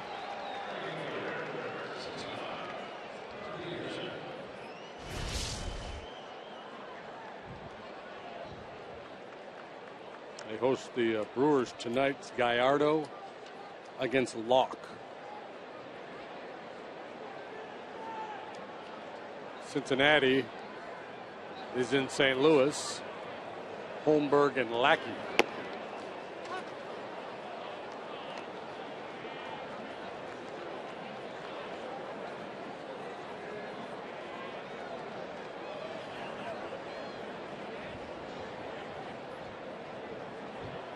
One strike on Peterson. There it is. Off the outside corner. Called it a slider. It's actually a curveball. Vizcaíno can reach the mid-80s.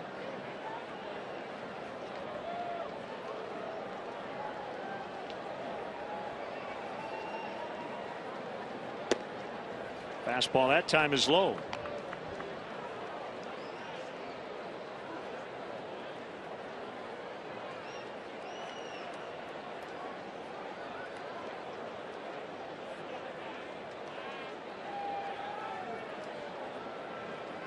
Tigers and Royals, that's a big series this weekend in Kansas City.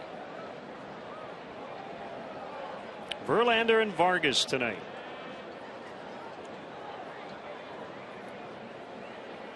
Detroit 1/2 a game up on the Royals. 4-6-3 double play. Anybody want some cookies? Oh, I'm in. It's right behind us. Delete those cookies.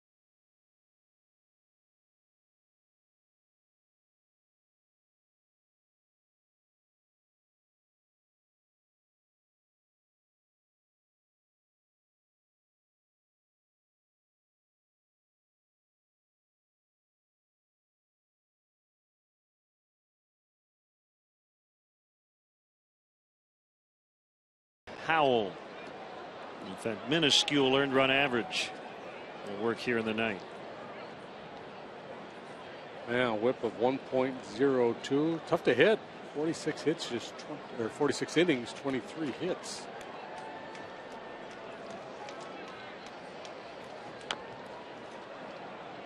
Chris Coghlan recently entered the game in left.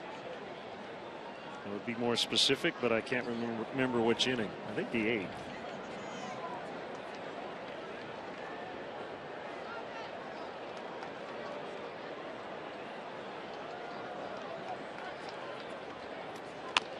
Ground ball. Barney off balance throw, and it bounces out of play. Darwin will be charged with an error. Coghlan will likely get a base hit, and then the error on Barney allowing him to move to second. Certain amount of irony there. Yeah. Barney's such a good defender. He always works hard to get in front of the ball. Others would backhand that one. That might have been the best way to play it. What a position to maybe to make a more accurate throw.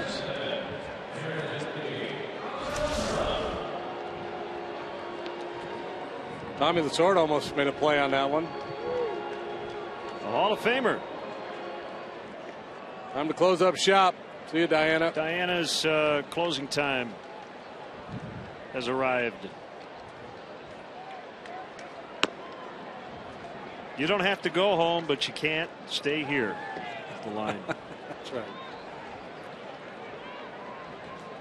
Alcantara 0 for 3 with a walk and a run.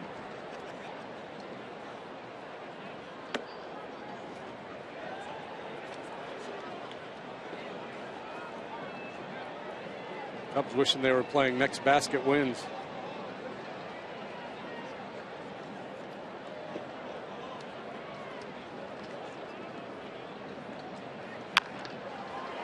Ball, it's a fair ball, and it'll send Coughlin to the plate.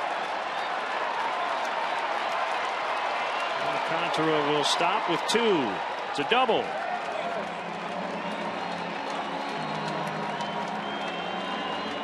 All right. Down 10. Quick score, onside kick. Hooked that changeup, rolled over on it, but hit it hard down the line.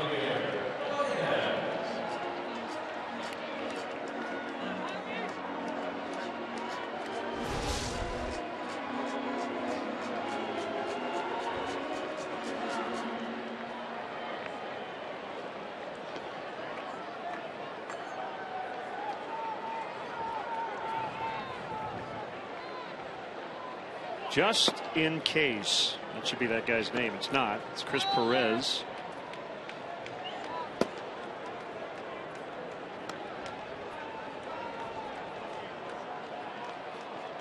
Baez, the hitter. Swing and a miss on a changeup. Carlos Villanueva. Just in case the Cubs do something miraculous here. That comes under the category of getting some work in.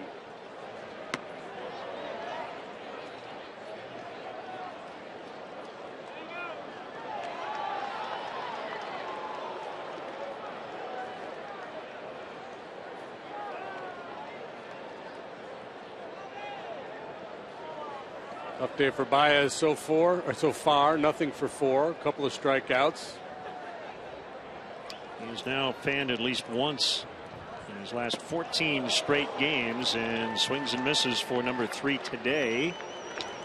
And that's out number 1 here in the 9th inning.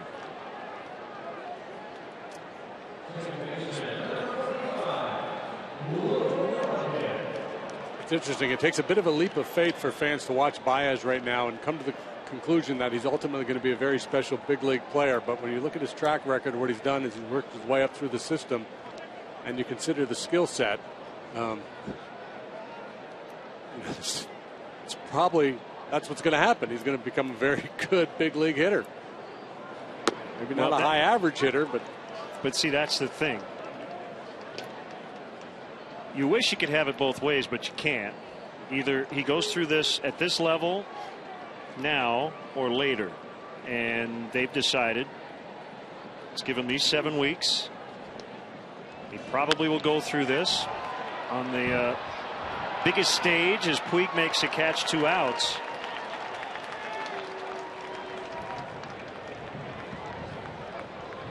And they just felt that Javi didn't have anything more to prove at AAA.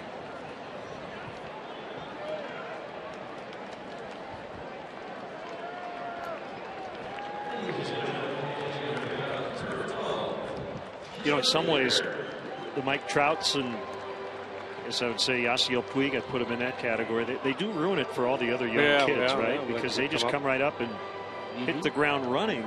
Well, a lot of it depends on the type of game you have. Baez is he's a guy that throughout his minor league career has had a very high strikeout rate. So it stands to reason that he would come up here against the best pitching in the world and strike out even more. And that's exactly what has happened.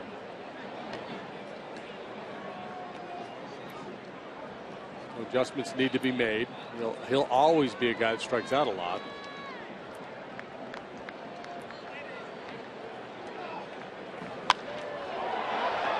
Baker with a fly ball. Peterson couldn't find it in the sun. The Cubs will add another run, and they're still alive. 14-5 now.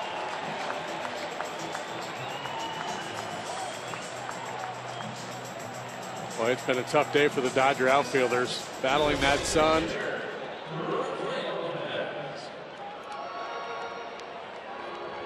It's been probably at least four balls that I would argue should have been caught, but because of the conditions, the Dodgers were not able to make plays on them.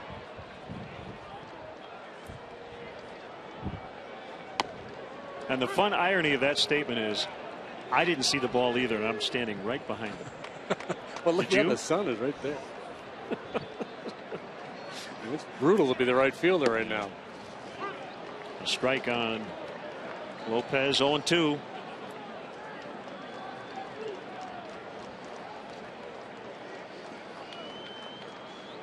Swing and a miss, and that'll do it. Boy, a strange ball game today. The Dodgers got 6 in the first inning. Clayton Kershaw really didn't have his best stuff today, but he persevered through 5 and got as much run support as he would ever need, and a lot of it came from his catcher. A.J. Ellis hit 2 home runs. Wind blowing out. Dodgers took advantage. Yeah, you would think that's overkill to give Clayton Kershaw that much run support. Cubs had him on the ropes a little bit early on. 3 in the first. Had all kinds of traffic against him. But this Dodger lineup, boy, they have been red hot of late. September has been their month. They are peaking at the right time. So 14 runs on 13 hits. They surged late last night. And the Dodgers with 2 more games here this weekend. They're trying to put a lot of pressure on the Giants, who are now 3 games back with that big series at Dodger Stadium starting Monday night. And the other storyline from the Cubs' perspective, Edwin Jackson making his first start since August 20th, hoping to have a positive outing, and anything but today. Edwin managing to go just 2/3 of an inning here as the Dodgers dropped a 6 spot on the Cubs in the top of the first. So your final from Wrigley Field, the Dodgers 14, the Cubs 5, and we'll be right back.